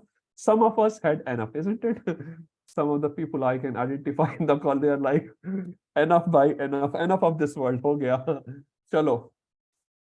I remember Tukaram, when he was going back to Godhead, the Viman came from Vaikuntha. And the Parshad said, Tukaram ji, chalo, abhi Vaikuntha jana hai. Let's go to Vaikuntha. And Tukaram said, can you give me a minute? And he loved his wife. So he went to the wife and said, Bhagyavan, let's go to Vaikuntha. Lo, Viman is here and I can take you back. And wife said, I cannot go. And Tukaram said, why? Bhanso ko pani kaun pilayega? Who's going to give water to the buffaloes? That's what Tukaram Prabhu's wife said. So this is our situation. Huh? Our gurus are sort of taking us, dragging us, begging us to go back to God, and we are like, bhais ko pani kaun pilayega? We are busy in very insignificant tasks in this world, which we think are extremely important. And without us, bhais will die. Let the bhais die. Let the buffalo die. Anyway, so we are busy. All of us are extremely busy in our extremely insignificant task, and we're sort of rejecting this this nice proposal of our spiritual master and senior Vaishnavas who are taking us back to Godhead in a very, very cheap price, very, very cheap price. The price which we are paying in this moment, honestly, is very cheap in compared to what it cost.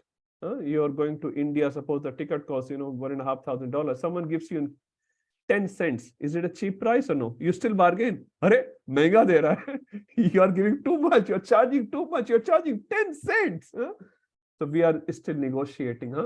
Why we have to go to temple every week? Why have to go to Mangala Aarti? Why we have to chant 16 rounds attentively? Why we have to do this Bhakti Shastri and this Hemanga Chaitanya and all these exams and assignments? Why?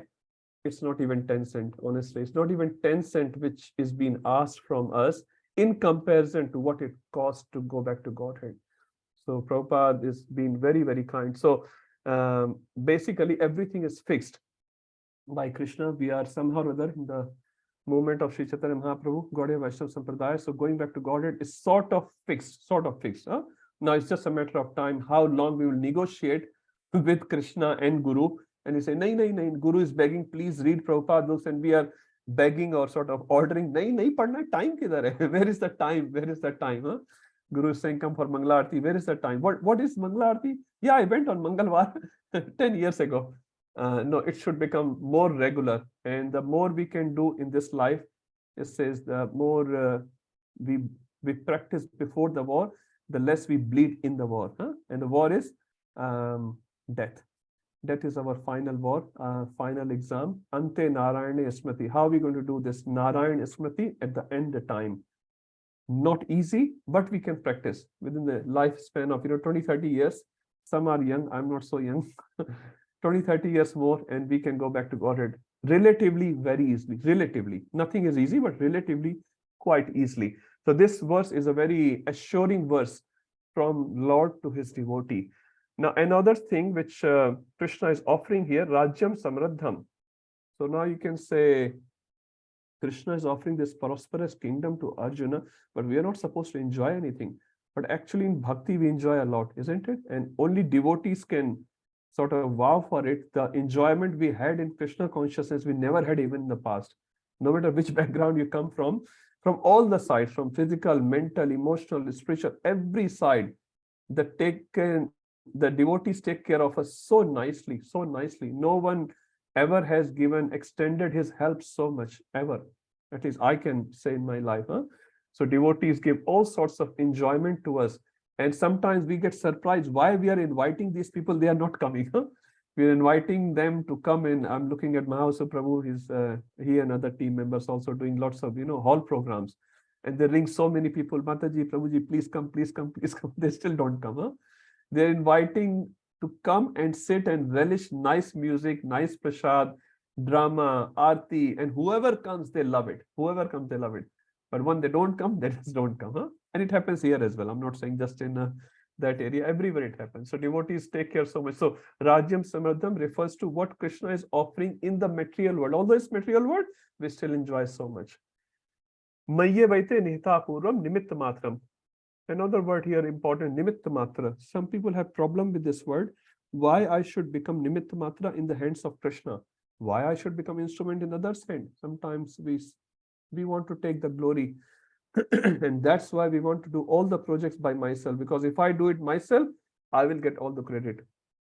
His Holiness Bhakti Samrat Maharaj came to Sydney a few years ago, I can't remember, maybe 8-10 years ago, and he said very beautiful line. He said something like that. We can do unlimited things if it doesn't matter who takes the glory. We can do unlimited things if it doesn't matter who takes the glory. Because many times it's all about the glory, me and mine. I have done it. Did you see? I was in the temple all alone in the kitchen, washing the pots whole night. When I came to Sydney, this temple was nothing. I built the temple. I did this, I did that, this, that. So if it doesn't matter who takes the glory, we can do actually unlimited things. But if we want to show I am the one, that is the problem. So, but if we become instrument in the hands of Krishna, what happens? Prabhupada also said, I never expected this much success.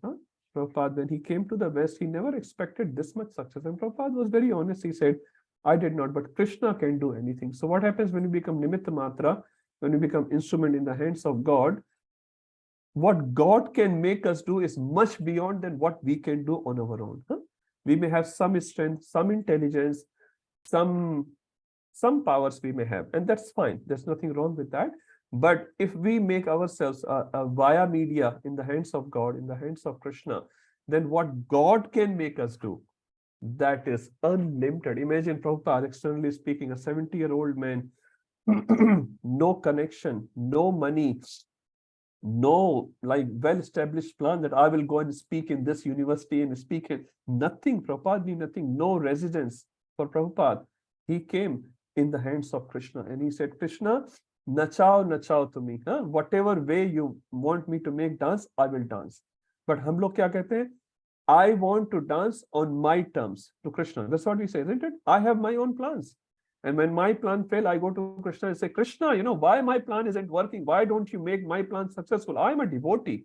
I'm a devotee. But Prabhupada said exactly the other way. He said, nachao to me. You make me dance.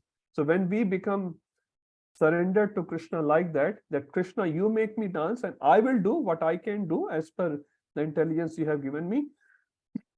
And then whatever the result comes, you can take care of it. And that way our mind is light, and the success which can come, which may come if Krishna desires so, is unlimited. One time Chaitanya Prabhu was saying very nicely, Prabhupada in India was so-called unsuccessful, right? He had no disciples. He only had one initiated disciple. He had no fixed residence.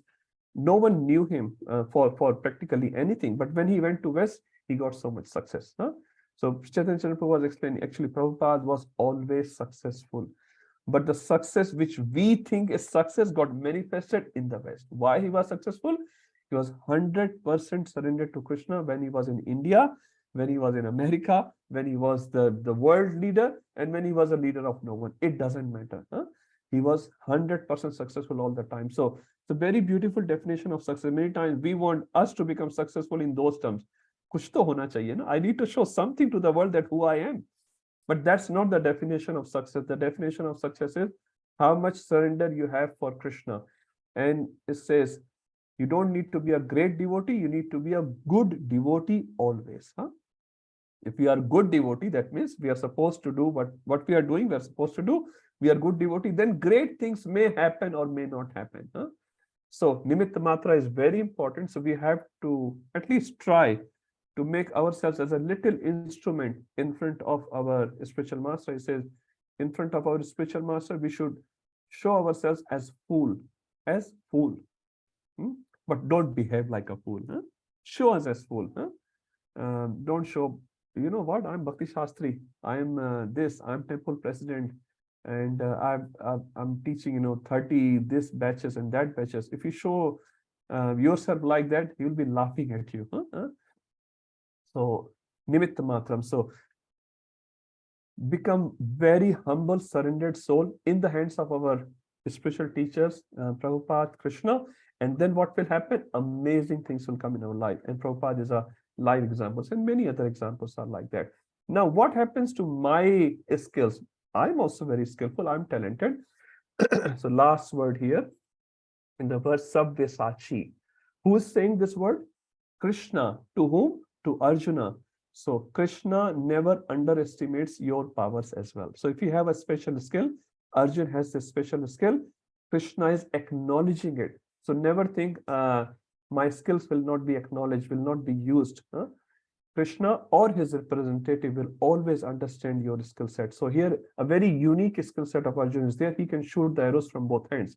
Now, how many of us have tried that? I have tried actually, not after reading Bhagavad Gita, but just like that, in childhood, we have tried shooting the arrows from both hands. It doesn't work. We can't even hold the bow nicely. What to speak of shooting the arrows? Huh?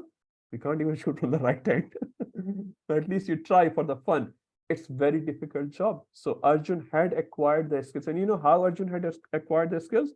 By practice. He did not go to Krishna and say, Krishna, can you please give me Vardhan? Can you give me boon? So I have all these nice skills. No, he worked very hard. So devotees work very, very hard. And the skills they acquire by the hard work, they do get acknowledged. But even after having the skills, if we don't have any egoistic attitude, no pride on those skills, so-called skill set, then Krishna can do wonders from this body, and then you feel the full satisfaction in your heart. Yayatma suprasidati, and that's the best situation of the soul. Okay, let's move forward. This was very nice verse actually. Now, this Kala Rupa is explaining further, 1134. Who hasn't read as yet? Akhand Rasa Prabhu, would you like to read? He is on the top of my screen, and that's all. Hare Krishna. Hare Krishna. I'll try, Prabhu. Yeah. 1134. Kal. Dronam cha bhishmam cha jayadratham cha. Dronam cha bhishmam cha jayadratham cha. Karanam tathandyan api yodha viram. Karnam tathanya piyodha viran. Maya hatam tvam jahima vavistati. Maya hatastvam jahima gathistha. Yudhasva chetasi rane sapantnam. Yudhya sujeta sirane sapatnan. Translation: Drona, Bhishma, Jayadratha, Karna, and the other great warriors have already been destroyed by me. Therefore, kill them and do not be disturbed. Simply fight and you will vanquish your enemies in battle. Hare Krishna. Thank you, Prabhuji. So here, Krishna, in the previous verse, what he said, they're already been killed by me. Now he's sort of reassuring Arjuna of the major ones, because these are the major warriors, right? Bhishma, Drona, and Jayadratha. Now, interestingly, Jayadratha word has never been mentioned by Sanjaya or Arjuna as yet, but Krishna is mentioning. Anyone knows why? Now, Krishna doesn't have to say that, but he's still mentioning with Bhishma and Drona, because Jayadratha is going to play a very important role in Mahabharata. Huh? He's not a big warrior, but he's going to play a big role. Yes, Prabhu? It's because Jayadratha's death wasn't possible if Krishna wasn't there. It was impossible. If Krishna, it's only because of Krishna, Jayadratha was put to death, or else it was not possible. What about Dronacharya? Same answer is same. If Krishna wasn't there, no But one Krishna does had to play possible. so much of pastimes in that. And obviously with his death also, there was so many other things attached to it, because if he died in a wrong way, then it would have destroyed the Pandavas equally, Yes. not with others. So that's why. Yeah, no, thank you. Yeah, so Jayadratha is going to play an important role, and say Jayadratha sort of turned the Mahabharata upside down from a different perspective. Karna, again, Krishna is sort of saying, yes, he definitely. Tatha Anyan api Yodh Viran. So he has mentioned the top names, the top ones, what you said, the top wanted list. All these ones were the top wanted list. So Krishna sort of assuring Arjun here, all will be gone. Don't worry. Api Yodhan and whatever else, everyone will be gone. Maya Hatams. Hatams again is to kill. They're already been killed by me. Ma Vyatistha. Vyatistha means do not be disturbed. So Arjun was very disturbed. How can I kill my gurus? In the second chapter, in the beginning of second chapter, Arjun was saying, how I can kill Bhishma and Drona? He's saying, don't be disturbed. They're already been killed by me. You just read. Yudhayasvat Jetasi Rane Sapatna. Sapatna refers to your enemy. In Rane means Yuddha Bhumi, the war field. So you just get up and fight and kill all of them. Everyone is already dead, actually. One more thing we can understand from that verse, even if you don't fight, what will happen? Will all be killed, because I've already arranged for them to kill, and you just became the nimitta matra. So Arjun or people like us is not needed to carry on the project of Lord. Does God need us for anything? We are so special. God cannot do without us. Sometime one speaker was saying, do you think in Vaikuntha there's some shortage of laborers? So they're calling these Prithvilok people, come and join us and go to Vaikuntha, go to Vaikuntha. So Krishna is completely complete there. But he'll be very happy if we go back to Godhead. So Krishna is inviting all of us, not because he has a shortage of labor there. He's inviting all of us because he knows we'll be happy there, and we are not happy here. Okay, now Sanjay will say something. Let's read that. Sakhi Radhika Mataji. I was hearing, what is his name? Chaitanya Darshan Prabhu, what is his name? I forgot his name. Gauranga Darshan Prabhu? Gauranga Darshan Prabhu, Yes. yeah. So Prabhu, he was explaining for the 11.33 about Nimitta Matram Bhava Savyasachi. He was explaining Savyasachi Krishna is doing a Vyanga here. Like he's saying, like, and what you said also, I really like that Krishna. Sorry. Yes, please carry on, Mataji. Krishna always acknowledge everyone's skills. Yes. So this is more on the mood of our acharyas, but at the same time, I was like very much this thing which you are just saying in just now. You said in 34 that Krishna doesn't need us. So he was explaining that Nimit Matram is like Krishna is telling that. You are just an instrument. All the qualities, all the skills are coming from me.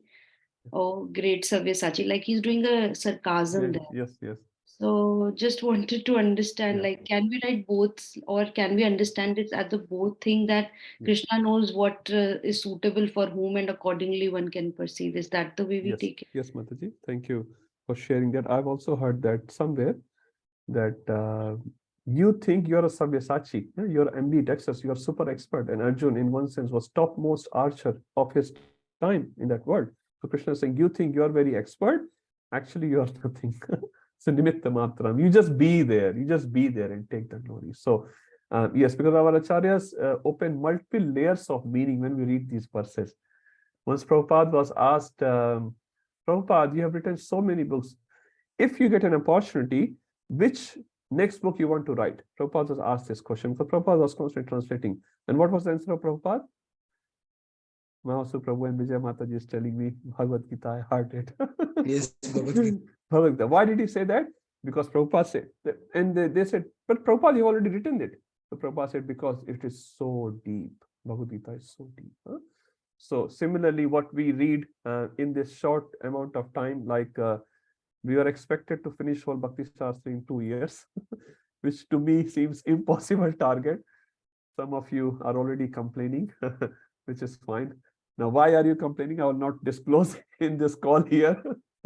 Different people have different complaints, which is fine. All friendly complaints, all welcome. You can complain, no problem. But the point here is how much we can read. Each verse can be a seminar, actually. Each verse. There's so many multiple layers of meaning.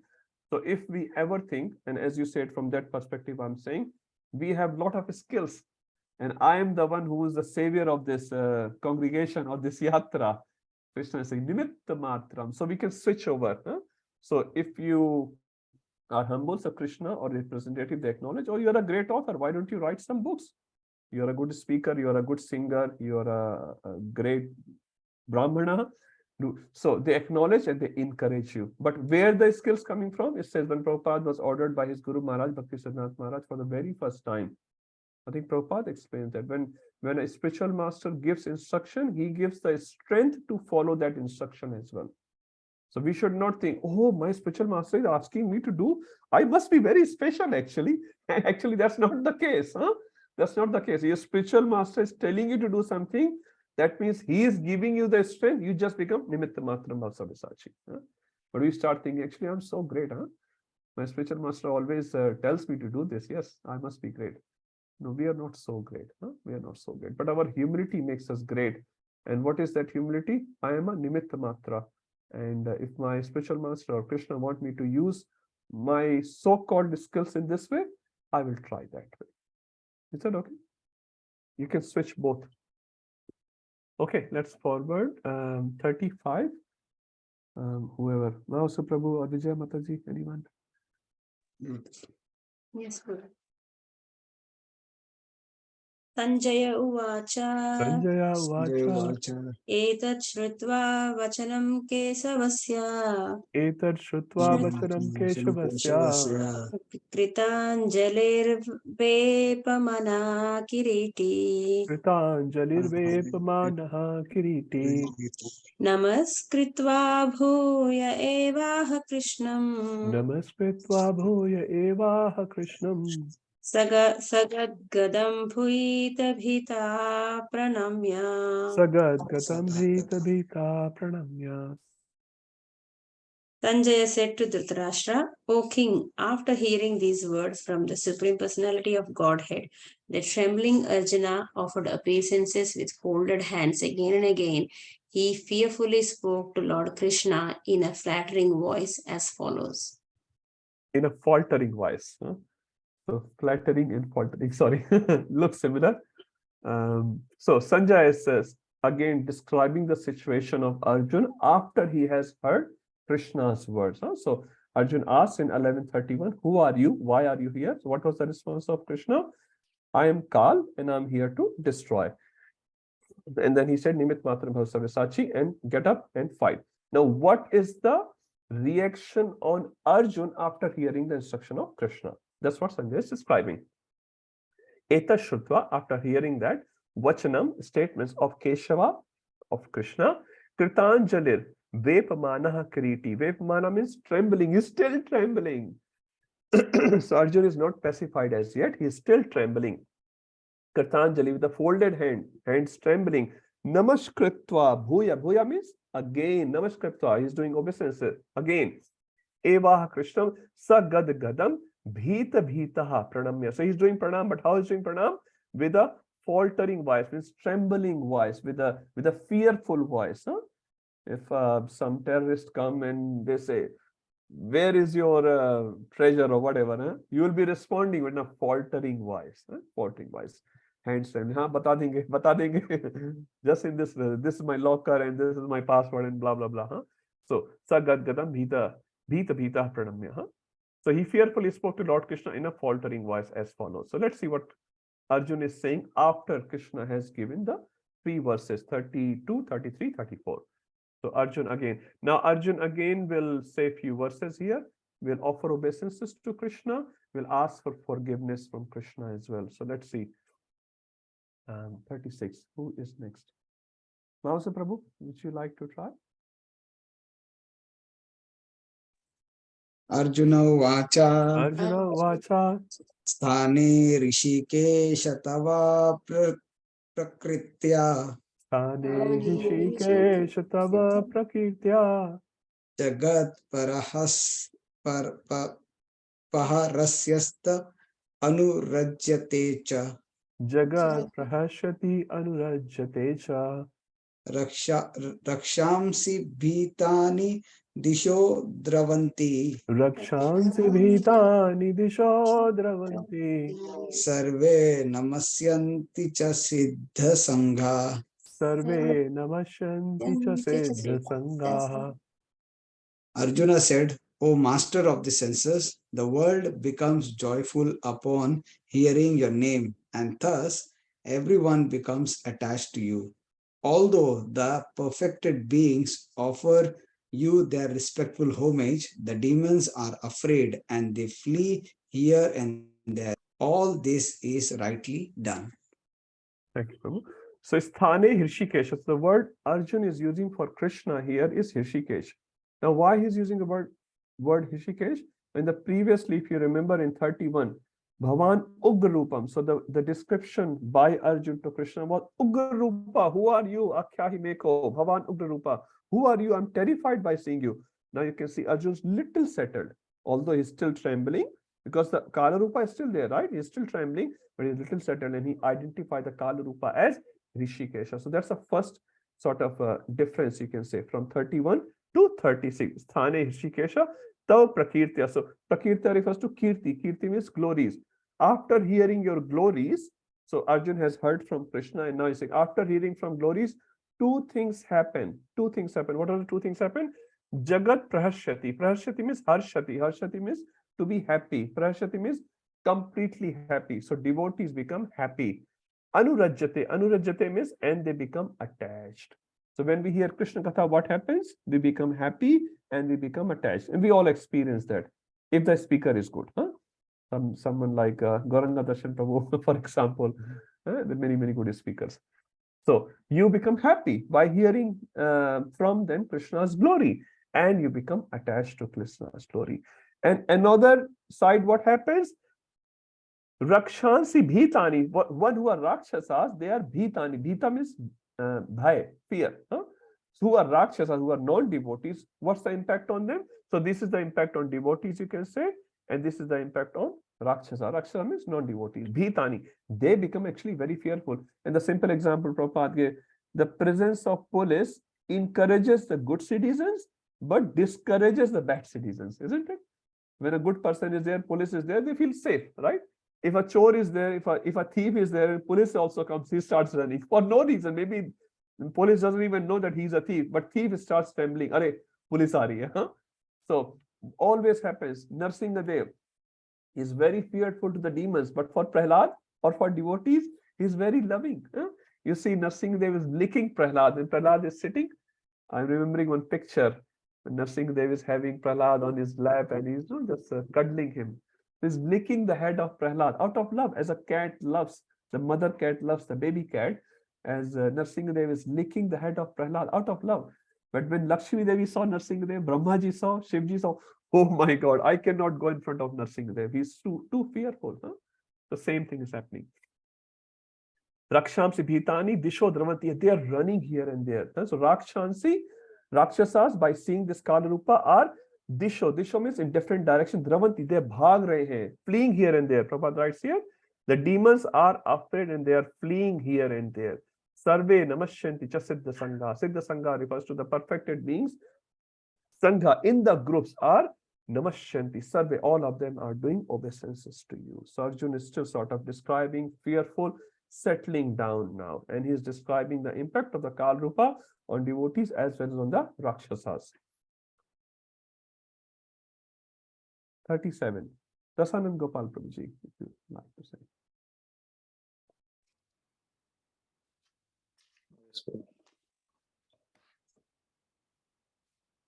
Kasma Satena Nameran Mahatman. Kasma Chatena Nameran Mahatman. Garyash Brahmanopi Adhikarti. Gari Yase Brahmanopi Adhikartre. Ananta Devasa Jagan Nivasa. Ananta Devesha Jagan Nivasa. Tvam Asharam Sad Asattam Param Yat. Tvamaksharam sad asat tat param yat.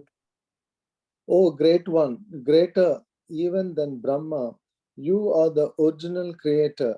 Why then should they not offer the respectful obeisance unto you, O limitless one, God of gods, refuge of the universe? You are the invisible source, the cause of all causes, transcendental to this material manifestation. Hare Krishna. Thank you, Prabhu.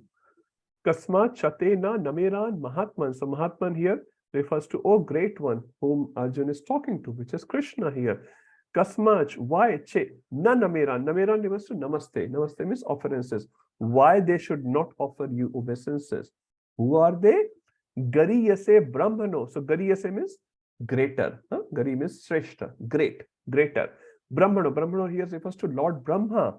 Api Adi Karte, you are even greater than Lord Brahma. So, as Arjun had described earlier in the Virat Rupa, he had seen Lord Shiva, he had seen Brahmaji, and they're all offering obeisances. So, Arjun is saying, why they should not offer you obeisances? Because you are Gariyase, you are greater. Greater than whom? Now, he has picked up the topmost. Huh? Now, Brahmaji is considered sometime as the greatest one in this universe, but Krishna is the even greater. Why he is greater? Adi Kartre.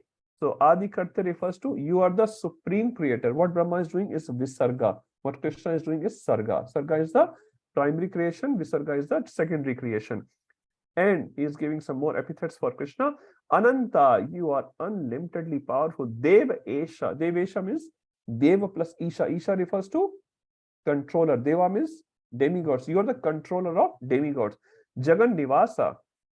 You are Jagannath. You are the Lord of the universe. Tvam Aksharam. So Shar and Akshar. Shar means one who gets destroyed. Akshar means one who does not get destroyed. Achyuta. Sad Asat Tat Param. So Sad Asat refers to Sad Asat Yoni. You will read in chapter 15. Some are auspicious yoni, some are inauspicious yoni. So because of our karma, we get sometime auspicious yoni, sometime inauspicious yoni. But you are Tat Param. You are transcendental to all that material realm. Huh? So basically, Arjun is describing the glories of Krishna with these different epithets and saying, you are so great and everyone is offering obeisances to you. Again, the glorification of Krishna continues. Who hasn't read it? There are many offline people. Jai Dharma Prabhu, would you like to read? Okay. Not sure he's there. No, I think he was driving. I can. Okay, no problem. Yes, Prabhu. Okay, number 38. Yes. Adideva Purusha Puranas. Samadideva Purusha Puranas. Tvamasya Vishwasya Param Nidhanam. Tvamasya Vishwasya Param Nidhanam. Vetasi Vedyam Cha Param Cha Dhama. Vetasi Vedyam Cha Param Cha Dhama. Vaya Tatam Veshwamananta Rupa. Vaya Tatam Veshwamananta Rupa. You are the original personality of Godhead, the oldest, the ultimate sanctuary of this manifested cosmic world. You are the knower of everything, and you are all that is knowable. You are the supreme refuge above the material modes. O limitless form, this whole cosmic manifestation is pervaded by you. Thank you. Thank you, Robert. Tom Adi Deva. So I'm sure you can translate these words yourself. Adi Deva, you are the origin of even demigods. Huh? Purusha Puranas, that we know. You are the oldest Purusha, first Purusha, ultimate Purusha. Tvam Asya Vishwasya. Asya Vishwasya means is Vishwaka. Param Nidhanam. Nidhanam refers to the shelter. Param is supreme. You are the supreme shelter for this Vishwa, for this Jagat, for this universe. Vetasi Vedyam. You are the one to be known, and you are the knower. So Veta, Veta, both are there. So Krishna is the best to be known, and Krishna is the one who knows everything. Aham Sarvasya Prabhu. Krishna knows past, present, and future. So we should know Krishna, and Krishna knows everything, isn't it? So Vetasi Vedyam. Cha Param Cha Dhama, and you are Param Dham. If you remember 10:12, Arjun also said, you are the Param Dham, Pavitram Paramam Bhavan. Tvaya Tatam Vishwam Ananta Rupa. So you are the universal from Ananta Rupa for this Vishwa. So again, Arjun is describing, glorifying Krishna here. Now Arjun will put a request forward to this Rupa of Krishna. Sorry, one more verse of glorification of Krishna, 1139. Who wants to do that? Deva Mataji, Hare Krishna, if you are there. Yes, Prabhuji, will try. Vayuryamognir Shashankha Vayuryamognir Shashankaha Prajaptisvam Prapitamahascha Prajapatisvam Prapitamahascha Namo Namaste Stu Sahasrakritva Namo Namaste Stu Sahasrakritvaha Punascha Bhuyopi Namo Namaste. Punascha Bhuyopi Namo Namaste. Translation: You are air and you are the supreme controller. You are fire, you are water, and you are the moon. You are Brahma, the first living creature, and you are the great grandfather. I therefore offer my respectful obeisances unto you 1,000 times and again and yet again. Thank you, Prabhuji. Vayu. So Vayu, everyone knows, you are wind or air. Yama, you are Yamaraj. Yamaraj can also be translated as controller. He is the biggest controller. Agni, Agni means fire. Varuna, Varuna means ocean or water devata. Shashanka, Shashanka refers to moon. So you're all that. Prajapati, who is the first Prajapati? Brahma. Brahmaji is creating the progeny through his different sons. Tvam Prapitamas, you are the great grandfather as well. Namo Namastestu Sahastra Kritva. So how many times I am offering you obeisances? Sahastra Kritva. Sahastra refers to 1,000. So this means thousands of times. It's not just saying 1,000. Thousands of times I am offering you obeisances. Punascha Bhiyo. And if that 1,000 is not enough, Punas, again, Bhuya means again. Again I am offering you obeisances. So what our acharyas are saying, the rasa is changed. Before this, what Arjun was saying, considering Krishna as his Sakha and a great person whom he had surrendered. But now he's saying, I am offering you obeisances thousands and thousands of times because I identify you as Vayu, Yama, Agni, Varun, Shashanka, Prajapati, Prapitamaha. So Arjun's rasa is changing. He's using the word Bhavan. Is still terrified. Settling down, is still terrified. And see what request Arjun will make to Krishna. Okay. Who else has not? Vinay Prabhu, I'm not sure if he's at work or something. Prabhuji, I can read. Please, Mataji. Nama purastha datha prasthaste. Namaha purastha datha prasthataste.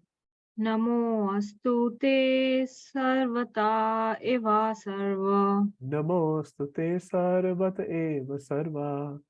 Ananta viryamita vikramastvam. Ananta viryamita vikramastvam. Sarvam samapnosi tatosi sarva. Sarvam samapnosi tatosi sarvaha.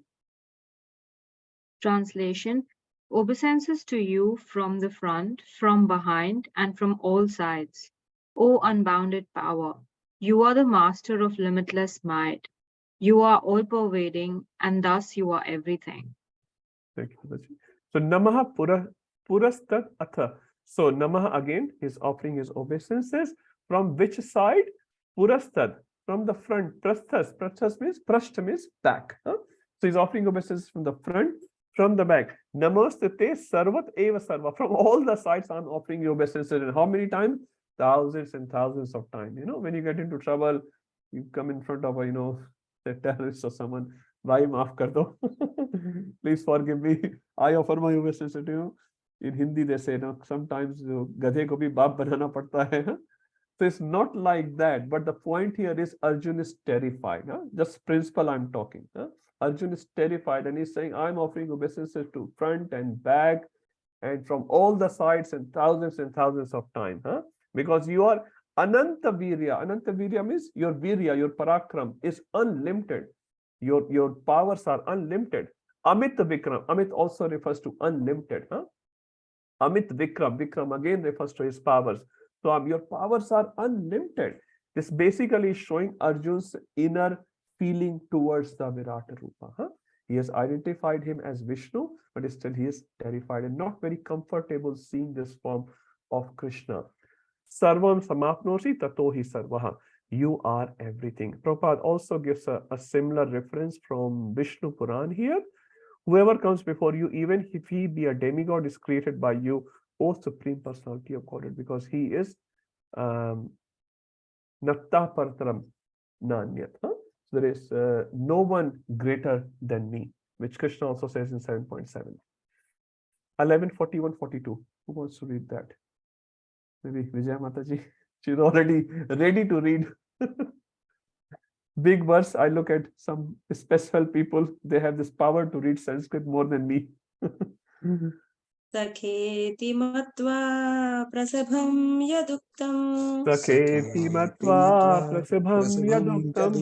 He Krishna he Yadav he Sakheti. He Krishna he Yadav he Sakheti. Ajanata mahimanamam tadevam. Ajanata mahimanam tavedam. Maya pramadat prayanena vapi. Maya pramadat pranayena vapi. Yacha vahasarhatamasat kritosi. Yacha vahasarthamasat kratosi. Viharasayasana bhojaneshu. Viharashayyasana bhojaneshu. Ekotavapyachyuta tat samaksham. Ekotvapyachyuta tata samaksham. Tatksamaye tvam aham aprameyam. Tatshamaye tvam aham aprameyam. Translation. Thinking of you as my friend, I have rashly addressed you. O Krishna, O Yadava, O my friend, not knowing your glories, please forgive whatever I may have done in madness or in love. I have dishonored you many times, jesting as we relaxed, lay on the same bed, or sat or ate together, sometimes alone and sometimes in front of many friends. O infallible one, please excuse me for all those offenses. Thank you, Mother. So now Arjun, because he is still fearful and he is sort of realizing the greatness of Krishna after seeing this form, he is a bit fearful and he's asking for forgiveness. So these two verses, he's asking for forgiveness, and in the next verse he will explain how Krishna should forgive Arjuna. So let's see what the forgiveness he's asking. So Sakheti Matva. Matva means I considered you as my Sakha, as my friend. So I considered you as my friend. Prasabham yaduktam, and I also have said to you, hey Krishna. So here Krishna is like, casually, hey Krishna, come here, So we're not being very respectful. So sometime Arjun said, hey Krishna, hey Yadav, you are Yadu, you are one of the Yadavs. Hey Sakheti, you are my friend. Vishwanath Chakravarti Thakur writes on this particular line, and he says, Arjun's inner motive, that's what Chakravarti Pad is writing, and Arjun's inner motive in saying that earlier was when he's saying, hey Yadav.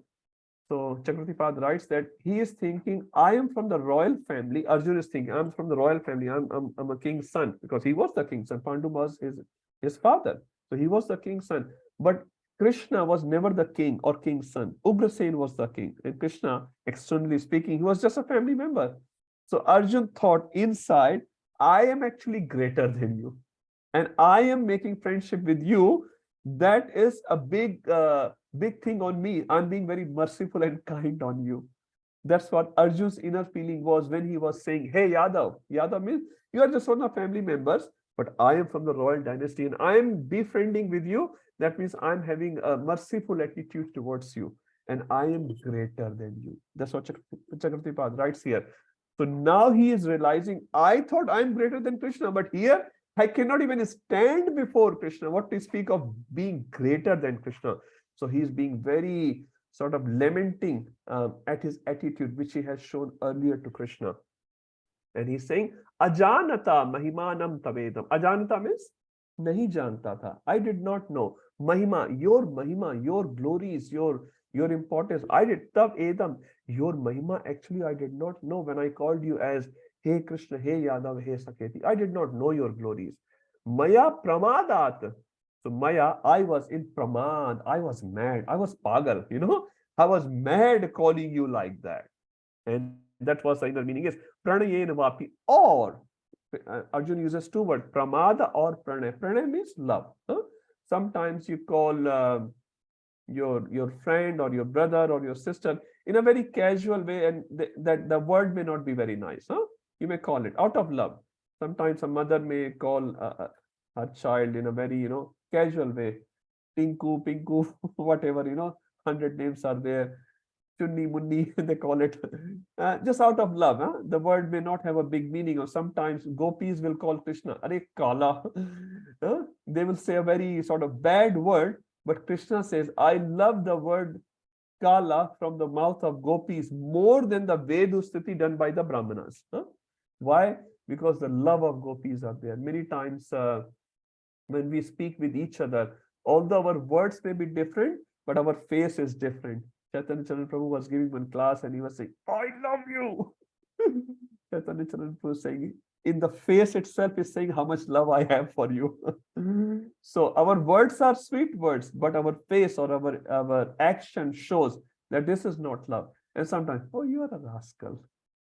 You are saying rascal in a very sweet way. That will not hurt. Chaitanya Prabhu is showing full facial expression on it. You are a rascal.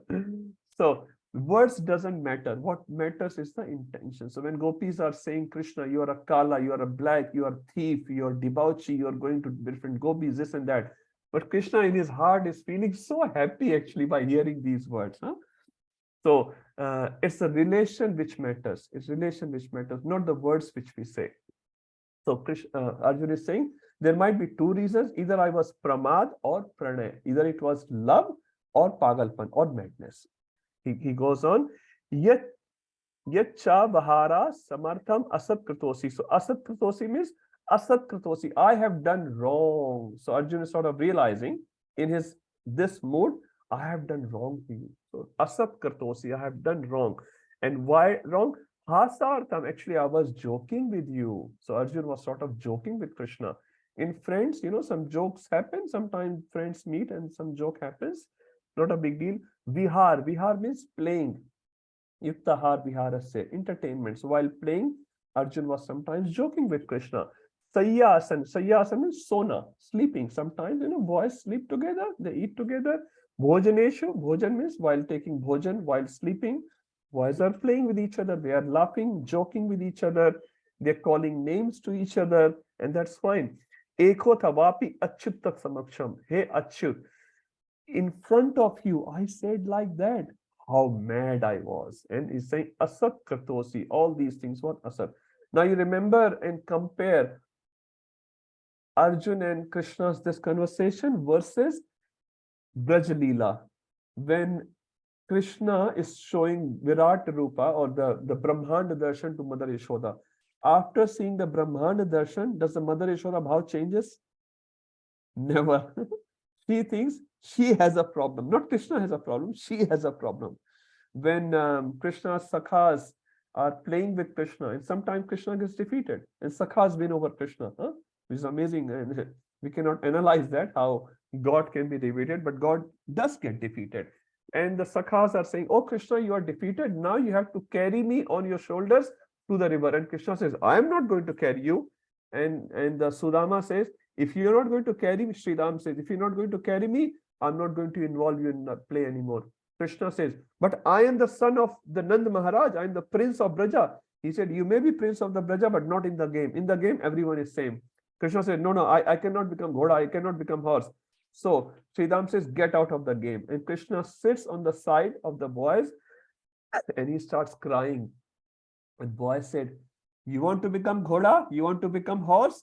Then only you're allowed. Krishna said, no, I will never become Ghoda. I am a prince of Braja. And they say, get out the prince. And Prince Krishna starts crying. 20 minutes he cries and then he comes back to Sridham. Please take me in the play. I will become Ghoda. I will become horse. And Sridham immediately rides on the back of Krishna and Krishna had to carry Sridham to the riverside immediately. And while Krishna is walking, Sridham is kicking Krishna from his leg. Jaldi chalo, walk fast, walk fast. Why are you going so slow? He's kicking Krishna on his back. Krishna is crying and begging the boys, please take me inside the play. Please take me inside the play. Where is the Godhead of Krishna, the Supreme Personality of Godhead? There is no Godhead there. But here, as soon as Arjuna saw this form, he has this bhava chain. He's saying, Asab kratosi, I joked with you, I had bhojan with you, I ate with you, I slept with you, I played with you, I called you word Yadav, Sakha, Krishna, in a joking way. So Arjuna is not very happy about his dealings with Krishna. So tat shamaye tvam aham aprame. Shamaye means please forgive me. And how much offenses I have done to you? Aprameyam, immeasurable, means many, many times I have offended you, Krishna. Please, Shama, please forgive me. So see the mood of Arjuna. That's why Arjuna is called a Dwarka Parkar. Dwarka Parkar means whose mood changes between Sakhya and Dasya. But in Braj Parikar, the mood is always Vatsalya or Madhurya. Their mood never changes. And that's why the Parikar of Braja are considered higher in that sense of giving pleasure to Krishna. Okay, let's move forward. And okay, we'll do the last verse and then we'll stop. 1143. Who wants to do the last one? I will leave it to you guys. Manohan Prabhu, you haven't read? You can read. Hare Krishna. Hare Krishna. Pitasi lokasya characharasya. Pitasi lokasya characharasya. Tamasya pujayascha gurur gariyan. Tamasya pujasya cha gurur gariyan. Natvat samostaya abhayadhika kutonyo. Natvat samosti abhyadhikaha kutonyo. Lokatrayepya aparatima prabhava. Lokatrayepi pratima prabhava. Translation. You are the father of this complete cosmic manifestation of the moving and the non-moving. You are its worshipable chief, the supreme spiritual master. No one is greater than you, nor can anyone be one with you. How then could there be anyone greater than you within the three worlds, O Lord of immeasurable power? Thank you, Prabhuji. So Pitasi Lokasya, again the glorification of Krishna, glorification of Arjuna continues toward Krishna. Pitasi Lokasya, you are the Pita, you are the father of whom? Lokasya, for all the Loka, for all the world. Chara Charasya, so Chara and Achara. So in the Loka there are some Charas, there are some movable Jivas and immovable Jivas. You are Pita, you are the father of everyone. So Prabhupada writes, you are the father of this whole cosmic manifestation of moving and the non-moving. Tamasya pujasya gurur gariyan. So guru word refers to worshipable one. So guru can be our father, can be our guru, our mother can be our guru, our spiritual master, senior Vaishnava, even elderly people can be also worshipable, right?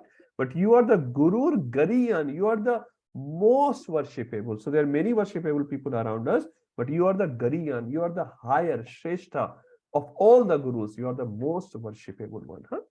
Tamasya pujasya. Natvat samosti. Sama refers to Natvat samosti. There is no one sama, no one equal to you.